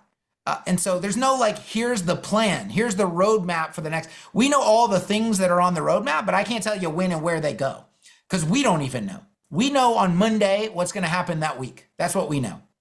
And by the way, we report that in the community. So it's very much a living, breathing thing. It would not help to publish it. Let's see. I'll give you a perfect example. If you want a perfect example, if it were me, and I admit to this, this is a bad thing. I admit to this, the modular nature of the interface, the fact that I can move this over here, the fact that I can select this and I can put my CSS on this side if I want my CSS on that side. So I have my HTML inputs, I have my CSS over there. Maybe I want my HTML tucked away over here as well, whatever. And now I don't even have a bottom bar. The modular nature of the interface would not, if it were me determining the roadmap, would not have happened yet. The reason it happened is because so many people in the community, current customers said, I really want that to happen now. I really, really want that to happen sooner rather than later. And so many people said that we said, okay. And we did it because that's what we committed to do. That's what being part of the process looks like. Okay. If I could have just said, well, that's not in the roadmap yet. The roadmap changes every single week. It depends on what people are asking from us, what people are seeing and experiencing, what we ourselves are seeing and experiencing. And that's why things have come together in the way that they have so far. Now let me put all my things back where I like them. Okay. Let's see. There's someone asking how many people are on your dev team, which the answer is what, 11? I never count, but it's like 10 Yeah. and 10 or 11. Something like that. Yeah. And somebody asked if we are planning on expanding the team to expedite the timeline, which is a good question. We haven't talked about expanding the team right now. I don't feel like we need to. But of course, we wouldn't say no to, like, if you are or you know a talented developer who might be interested in working, you can email your application on the digitalgravy.co website, and we'll take a look. We wouldn't say no to more talented developers, but I don't feel like we need more We developers. don't need right them now. to make our 1 year timeline, I don't think. But Yeah. obviously, we've already so there was not 11 when we started, so you can already see an expansion in the Yeah. team. It's just where needed. It's where needed and what we're doing at the time.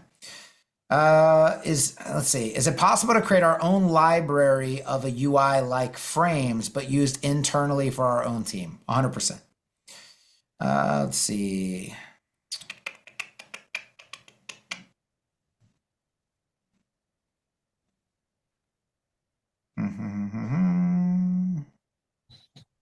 There's a question down here about if we buy the partner package, can we start making YouTube content based on Etch in April? Yes. Yes. Once you have installable files, you can do whatever you would like. Yeah, I'm encouraging content creators. And if you are, if you, let's see how we're going to do the affiliate thing, because I want creators to get credit. I want them to get credit. What we may do some, I don't know how we're going to do it yet. We're going to have to talk. I'm going to get with all the creators. I'm going to talk, give some options for things. And see what we want to do there. There's just some discussions that have to be had. So I don't want to get ahead of myself, but we'll talk to creators about that for sure. There will also, I'm planning a creator directory as well. I would love to feature all Etch creators on the Etch website, link to your channels, link to your agencies and whatever else you have there. It's going to be a way to sneak in, by the way, before the agency directory is done. If you're actually a creator, if you're a legit creator. But yeah, we are going to love creators for this, and we want to support them in every capacity.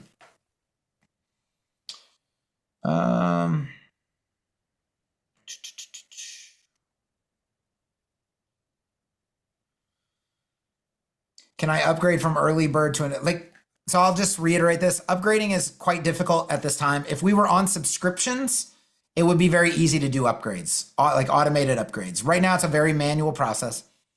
I would keep in mind with the pricing, like first of all, you should watch my pricing videos.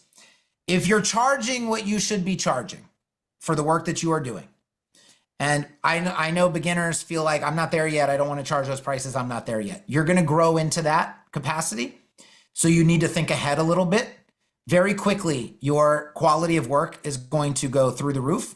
What you learn through something like Page Building 101 and the fact that you're using a tool like Etch, your work is going to be far more valuable. You are going to be able to demand higher prices. The prices for Etch are absolutely inconsequential.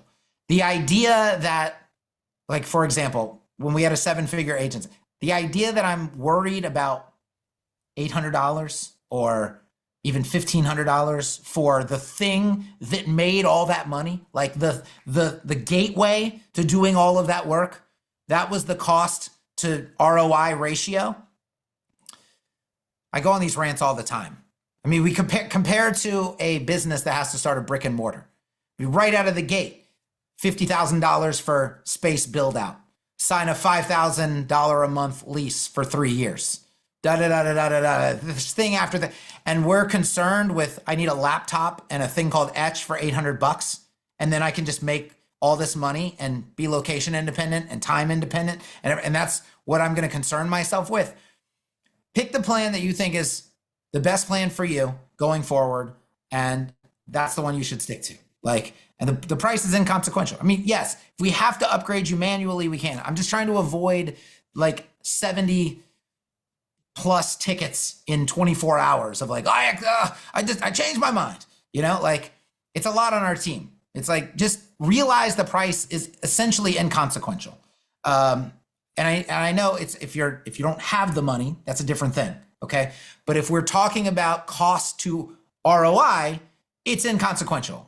That's not even really arguable. Doesn't mean it's inconsequential to your wallet right now, but it means it's inconsequential to the ROI that's available via that tool.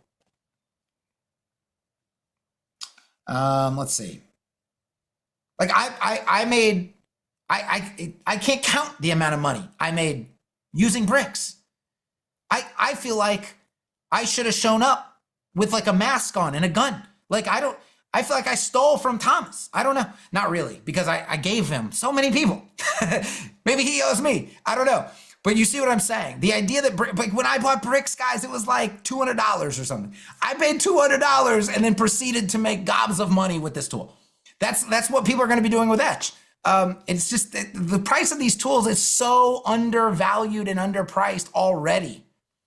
And we're trying to like, hey, this is kind of a premium tool. I said, yeah, you need to pay a little bit more than like a Divi or something for sure. Like, but it's still not outrageous. It's not outrageous.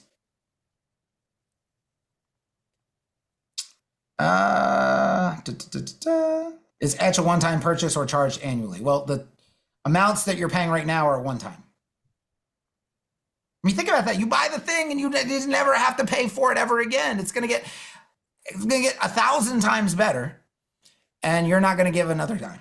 That's the current situation we're in. So that's again why is the price inconsequential? There's another reason. Are components fully supported in loops? Yeah, you see them right here. This is looping a component. What are the plans for front-end rendering, filtering for dynamically updating a loop? We will have a facet system, also called a filter system, that will be native in Etch. It will not be an add-on. You will be able to create all the fancy little facets and filters for dynamically filtering things on the front end. I will actually work with WP templates. This is what we're going to be exploring next. So we don't have an answer right now, that we have started working on some exploratory. We've done some exploration already. Does Etch work with third-party blocks or just the core blocks? Etch saves to core blocks and core blocks only.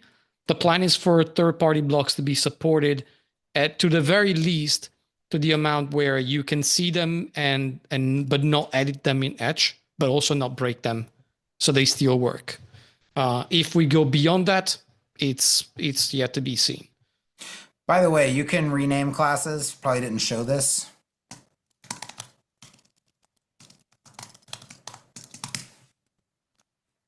Now it's a different name everywhere. Look, updated here, globally. So yeah, nobody asked that, but I was just staring at this right here and I forgot that we just didn't show that. There's a lot of things that we, aren't able to show on every single demo. There's too many things to look at. A lot of people seem to be confused about future enterprise features. I think we touched on them, but maybe we can touch on them again. Yeah, but as for the actual functionality of Etch, it seems to be one of the upsells, but I don't know if I should pay for it because it doesn't really say what it is. Just the ability to save to Git. We also don't know 100% what it is. Yes, the Git integration is one of those. It's probably one of the major aspects of that. Yeah, can you think of anything extra? It's kind of just leaves the door open. You have to just understand that right now we're in a space of, okay, what are we comfortable promising? And we can't say, like, what if we get to, like, there's this feature that everybody's, that's kind of enterprise level projects is like, oh God, you got to really build this in. And we look at it and we're like, man, that's probably $100,000 of development is going to cost to get that feature out the door. Whoa, we just promised that to everybody? We didn't even know that was going to be a thing? We just promised that to everybody initially? Like, there's just certain things like that we're kind of leaving the door open to. Now, the Git integration is one of them that we know of, right? But there's probably some things that we don't know of yet. And there may be something that just might have to be considered at that enterprise level. But again, it's not something, if it's like, well, 90% of agencies need that thing, well, that's not an enterprise level thing, is it? Like, we're not just stuffing things into that tier that actually don't belong there. And we would explain to people why this has to be a separate thing. Let's say, literally, it's going to be $100,000 to develop that feature. Okay, so it's going to have to be an add-on.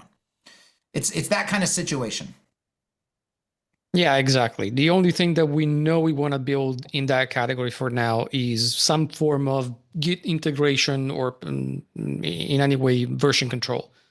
Anything else that will come along, I mean, we're talking 2.5 years from now, starting to think about these, well, not starting to think, but starting to develop these things.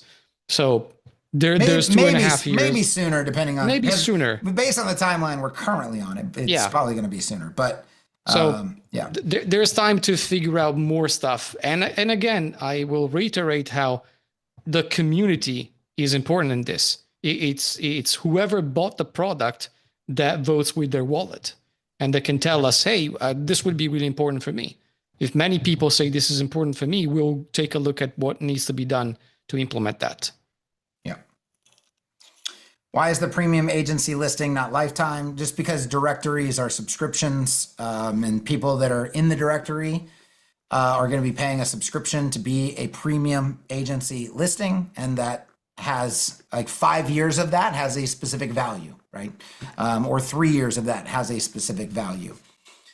So yeah, it's not a lifetime guarantee to that, but you do get the time. And there's also, if that agency listing is bringing you contract after contract after contract, that's very, very, very valuable. And again, if you get to 5 years and you're like, oh man, it ran out, what a bummer, but it's giving me all this work, like this, whatever the small fee is to keep it going and keep it active is yet again going to be one of those inconsequential numbers.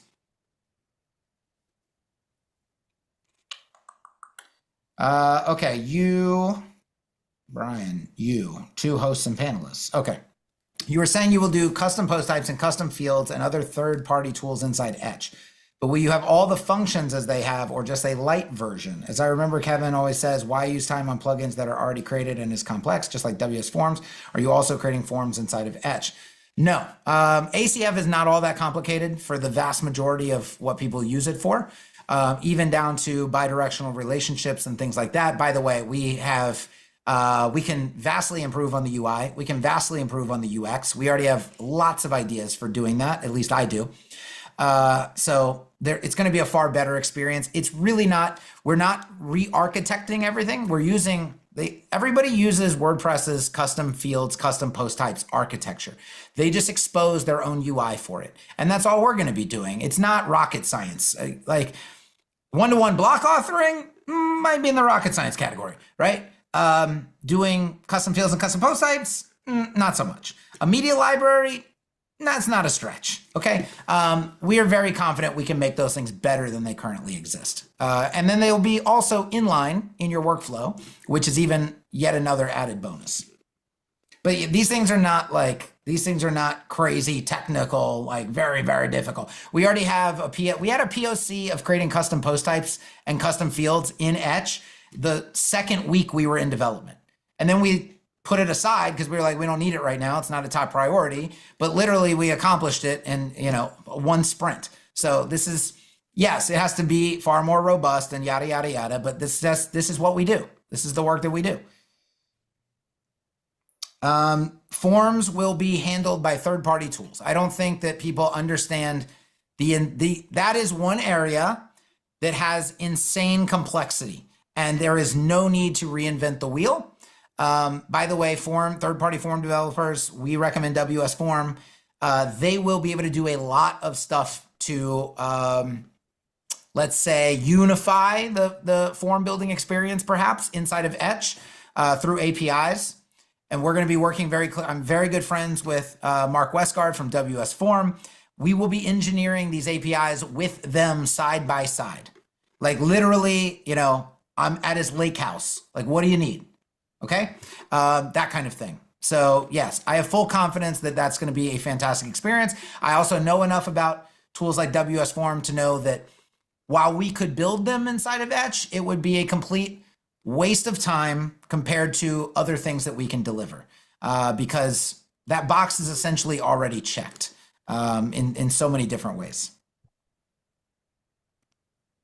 What were some of the technical challenges you faced or are still facing? That's a good question. I think So the dev team, they're still on the call. You guys can tell me what the biggest nightmare that you guys have is. But if I had to guess, it's the Gutenberg integration, is getting Gutenberg to save our stuff correctly and display our stuff correctly. That's probably one of the biggest areas, because it also involves a lot of there's separate environments. They have separate stacks, but they have to implement sort of like the same logic. So there's a lot of duplication. It's I probably would say that. But if the team has some other things, I will point them out. Yeah. Robert says Gutenberg sucks. Gutenberg sucks as a page builder. So the people trying to make it into a page builder, I 100% agree. It's a good content editor. It's good. I actually enjoy Gutenberg for writing blog posts. I enjoy Gutenberg if, like with Etch, where I can make basic content adjustments, that kind of stuff. It is not a page builder. It should never be a page builder. People should stop trying to make it a page builder. That's where, yeah, we can agree.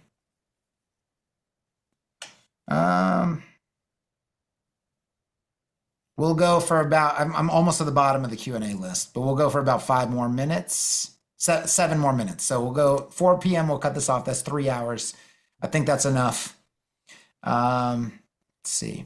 Is it possible to strip the default styles, e.g. display flex, if you set your own display grid? Basically, if you add an overriding style, the default does not get rendered on the front end and crossed out. It's an inconsequential question. The defaults have literally 0 specificity, 0, 0, 0. They're added with where tags. So they have 0 specificity. They're about half a KB, and they affect nothing. So the minute you put in your own values, it's essentially like you wrote your own values, and the defaults don't matter. They don't have any consequence to the rendering of the website, the performance, or anything else. With that said, like we mentioned, you'll likely be able to turn them off, but nobody will want to. So it's kind of just a, it's a whatever. The dev team adds HTML parsing. So the whole part where we take the HTML that you put in Etch in the builder, and we figure out what it is and what it needs to be translated to. Drag and drop, floating windows, and multi-monitor editing, in addition to Gutenberg. Yeah. Wait till that stuff comes. Wait till that stuff comes. Wait till you get multi-monitor. Yeah. I'm telling you, you can't. I mean, we could publish all these ideas, but one is we don't want to make promises till we POC stuff. Then once we POC it, we'll make a promise. Okay.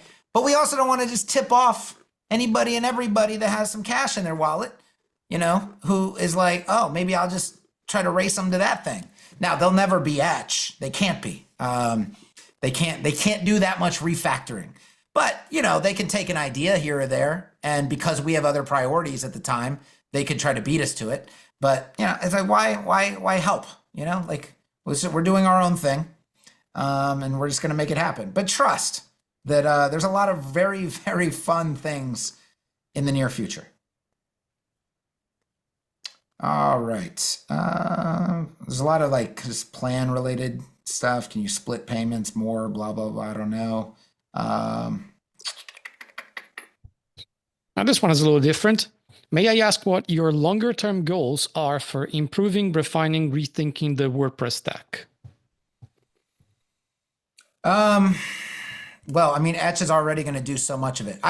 I've complained relentlessly about the 2008 UI of WordPress. I've complained about the media library. I've complained about custom post types and custom fields not being native. I've complained about the post bulk adding posts, or controlling the data columns that I'm looking at when I'm looking at posts or pages, and whether I'm exposing custom fields in those tables for inline editing, and yada, yada, yada, yada, yada, yada, yada. All of that will be fixed by Etch. So there will be just think, here I am. Remember when I made this, I had to make the custom post type and make the custom fields. Well, what do you have to create next? The actual posts. right? And then you have to put the data in the custom field. Imagine being able to do that in a modal, in a table right here, where I can control the columns that I'm looking at. I can control the data inputs. I can control everything. I can add the posts. I can bulk add the posts. I can rearrange them, sort them, order them. And then they'll respect that order in the loop. These are the things that we're going to do. Why? Because that's how it should be done. That's what the workflow should look like in a modern CMS. And so I don't care anymore about what WordPress core does or doesn't do. The power of WordPress is the ability to build on top of it. And so we're using it as a data structure, and everything that sucks about WordPress won't suck inside of Etch. That's essentially all you need to know. And it makes that aspect, whatever sucks in WordPress, irrelevant because you don't have to look at it anymore. You don't have to interact with it. You just do your work in Etch and you enjoy your life and you move on, project to project to project. And it's well funded and it's well led. And so we care what you think. It's designed for you. Gutenberg's not designed for you. Core WP is not designed for you. Go read their mission statement. Core WP and Gutenberg are designed for your grandmother. That's who they're designed for, not you. So you could sit around begging for things. You could sit around wishing things were different, or you could say, you know, I'm going to give my money to a team that's building something for me, that actually cares what I think, that actually does this work day in and day out. Those are your two options.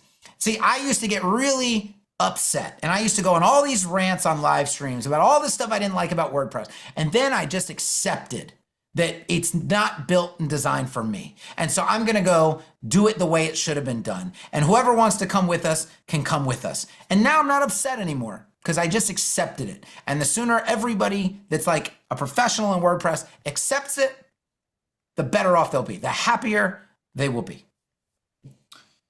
All right, let's see. I'm playing around in this sandbox and I removed the CSS panel. How do I get it back? You didn't remove it. You can look at the switch right here. It's also on this panel. This allows you to combine them. So when I click that button, it is a unified panel, which now allows me to flip back and forth. But I can also separate them by clicking this icon and they will break apart again. So you can have a workflow where it is unified and you just flip back and forth between the two, or you can break them apart and have them both at the same time. I did say this, though, is the Mac Daddy workflow right here. This is what I would highly recommend you do. Split these up and have them both open at the same time. There was a question about whether the 1,000 activation limit excludes staging and local sites. I will say I think the idea is yes. We just have to look at how that can be implemented. It's more of a technical, how do we do it than a do we do it?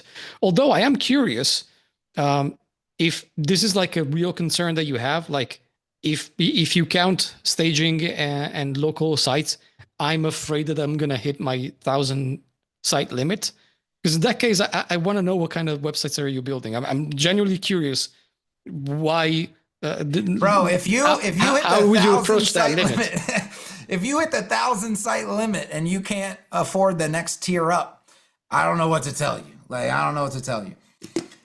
You are severely underpricing. Let's see. Though, if it is just a general curiosity, then of course. Yes. Will Etch move toward container queries instead of media queries? 100%. People don't know the power that is about to be upon us with container queries. And I said a long time ago, container queries are mostly going to kill breakpoints. They're going to kill media queries. So yeah, it is, and you're going to need a tool that understands the power of container queries and has a container query manager, and does those things in a proper way. Gives you the ability to name your container queries so you can keep them organized and reference them easier, reference them with functions and recipes and on and on and on and on and on. This is why it's important to have a tool that's designed and built for you, because you ain't ever gonna get it in Elementor, you ain't ever gonna get it in Divi, you ain't ever gonna get it in Bricks, most likely, maybe 3 years from now. Yeah, it's just, there's a huge difference. There's a huge difference on what gets prioritized and what doesn't get prioritized. And it all comes down to the premise of who is it being built for? Who is it being built for?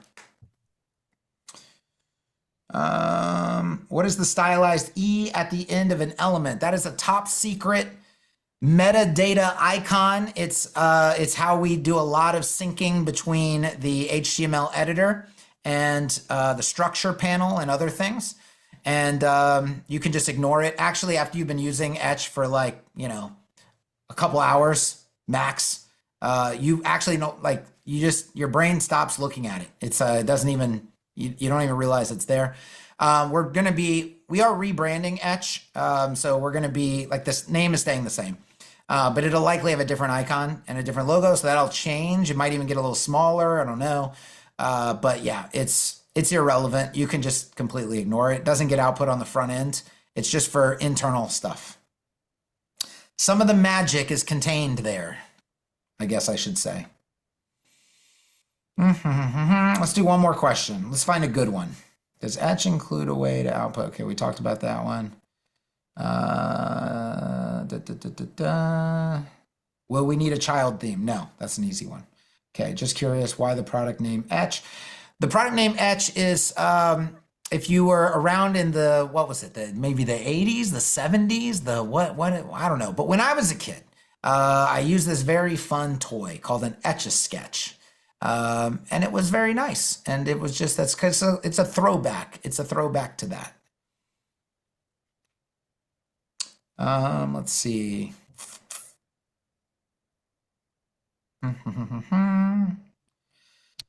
Maybe Okay. this one. Yeah, go Oh, ahead. you have one? I got one about nested components. Maybe. Go ahead. Okay.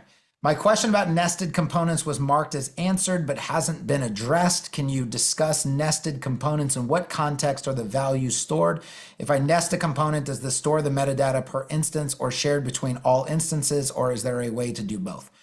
I don't know that matters. Like the content is stored per instance, right? I would imagine. I don't know. That's probably a more technical question.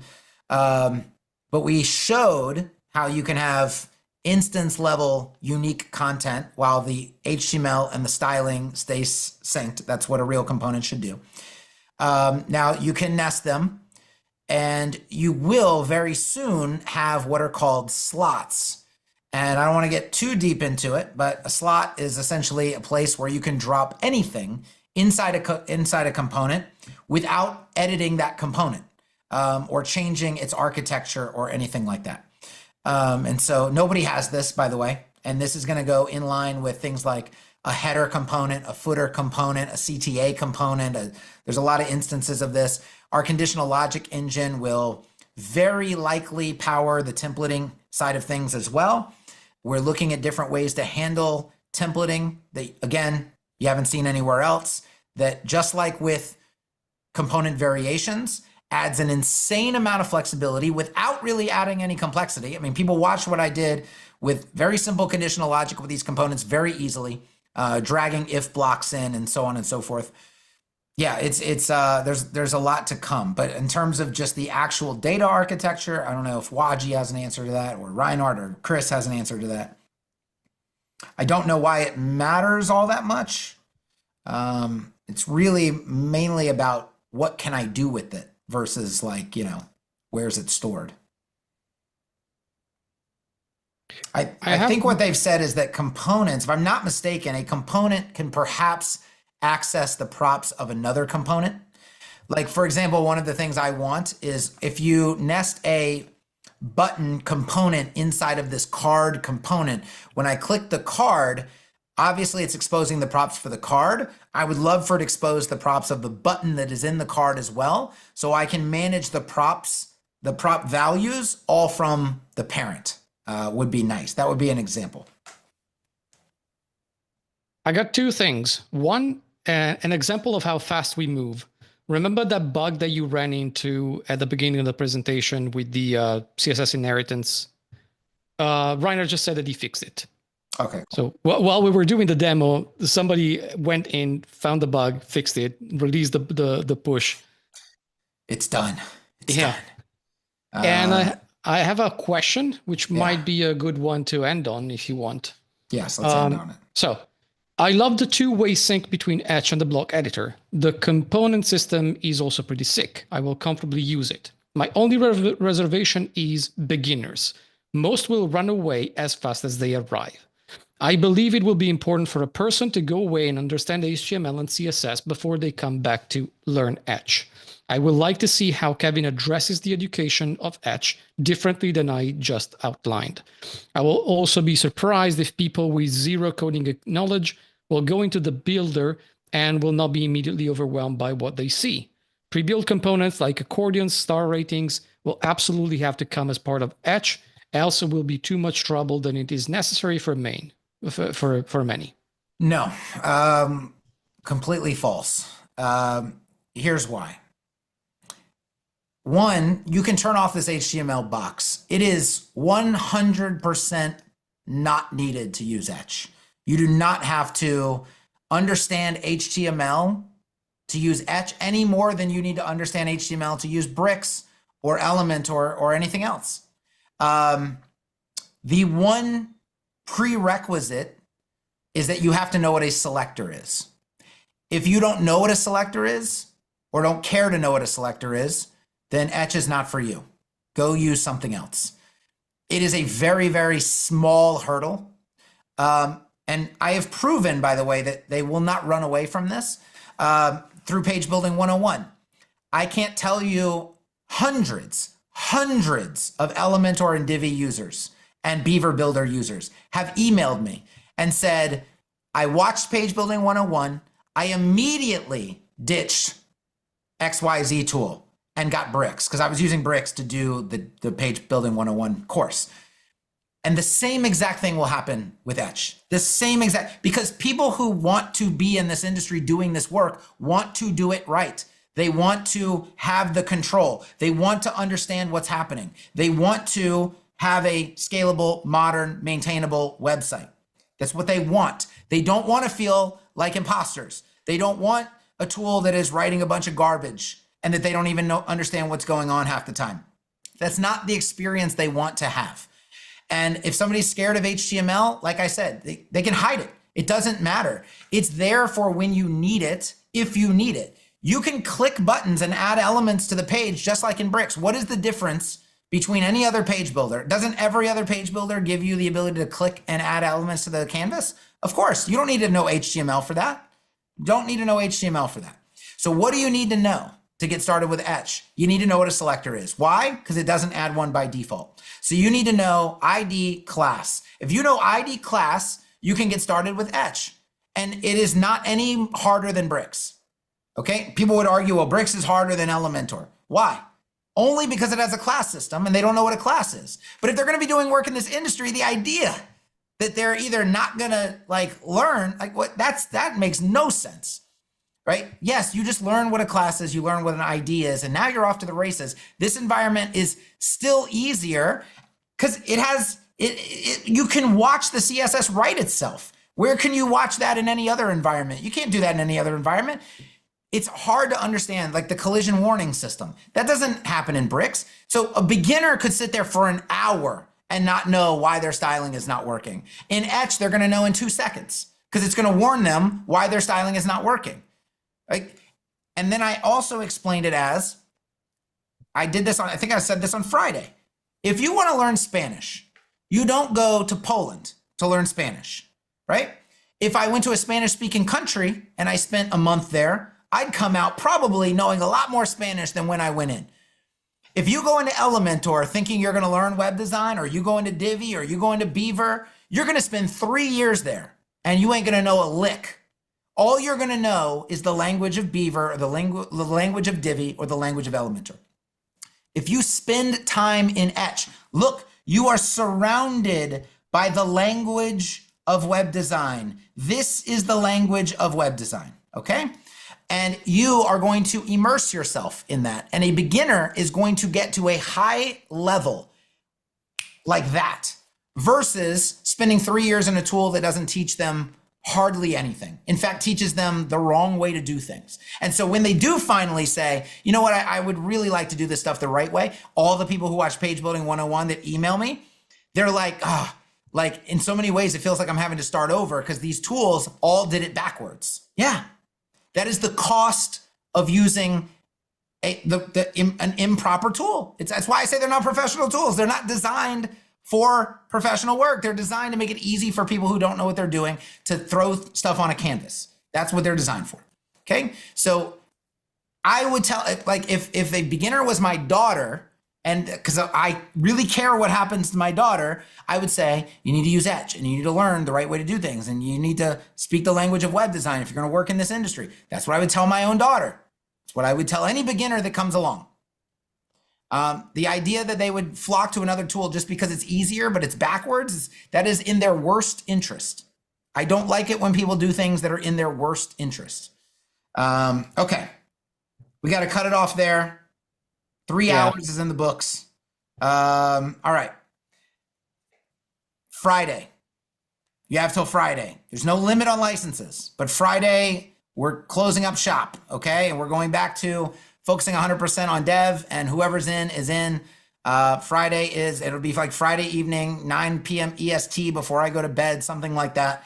I'm not putting timers and countdowns and all this other nonsense on the page. It's open until it's not open. It'll not be open at some point on Friday. Hopefully you've seen enough to make your decision. Certainly you saw a lot more than you saw back in September, which was nothing. And I have confidence that, you'll make the right decision for yourself. And if you have any questions that weren't answered here, like I said, I think it's etch@digitalgravy.co. You can email our team. You can ping us on social media. However you need to get a hold of us, we'll be happy to answer your questions further. And that is that. Thank you guys for showing up and being here. And I hope you guys are excited. I hope you're excited. More than anything, I hope you're excited. Peace. Thanks, everyone. Bye.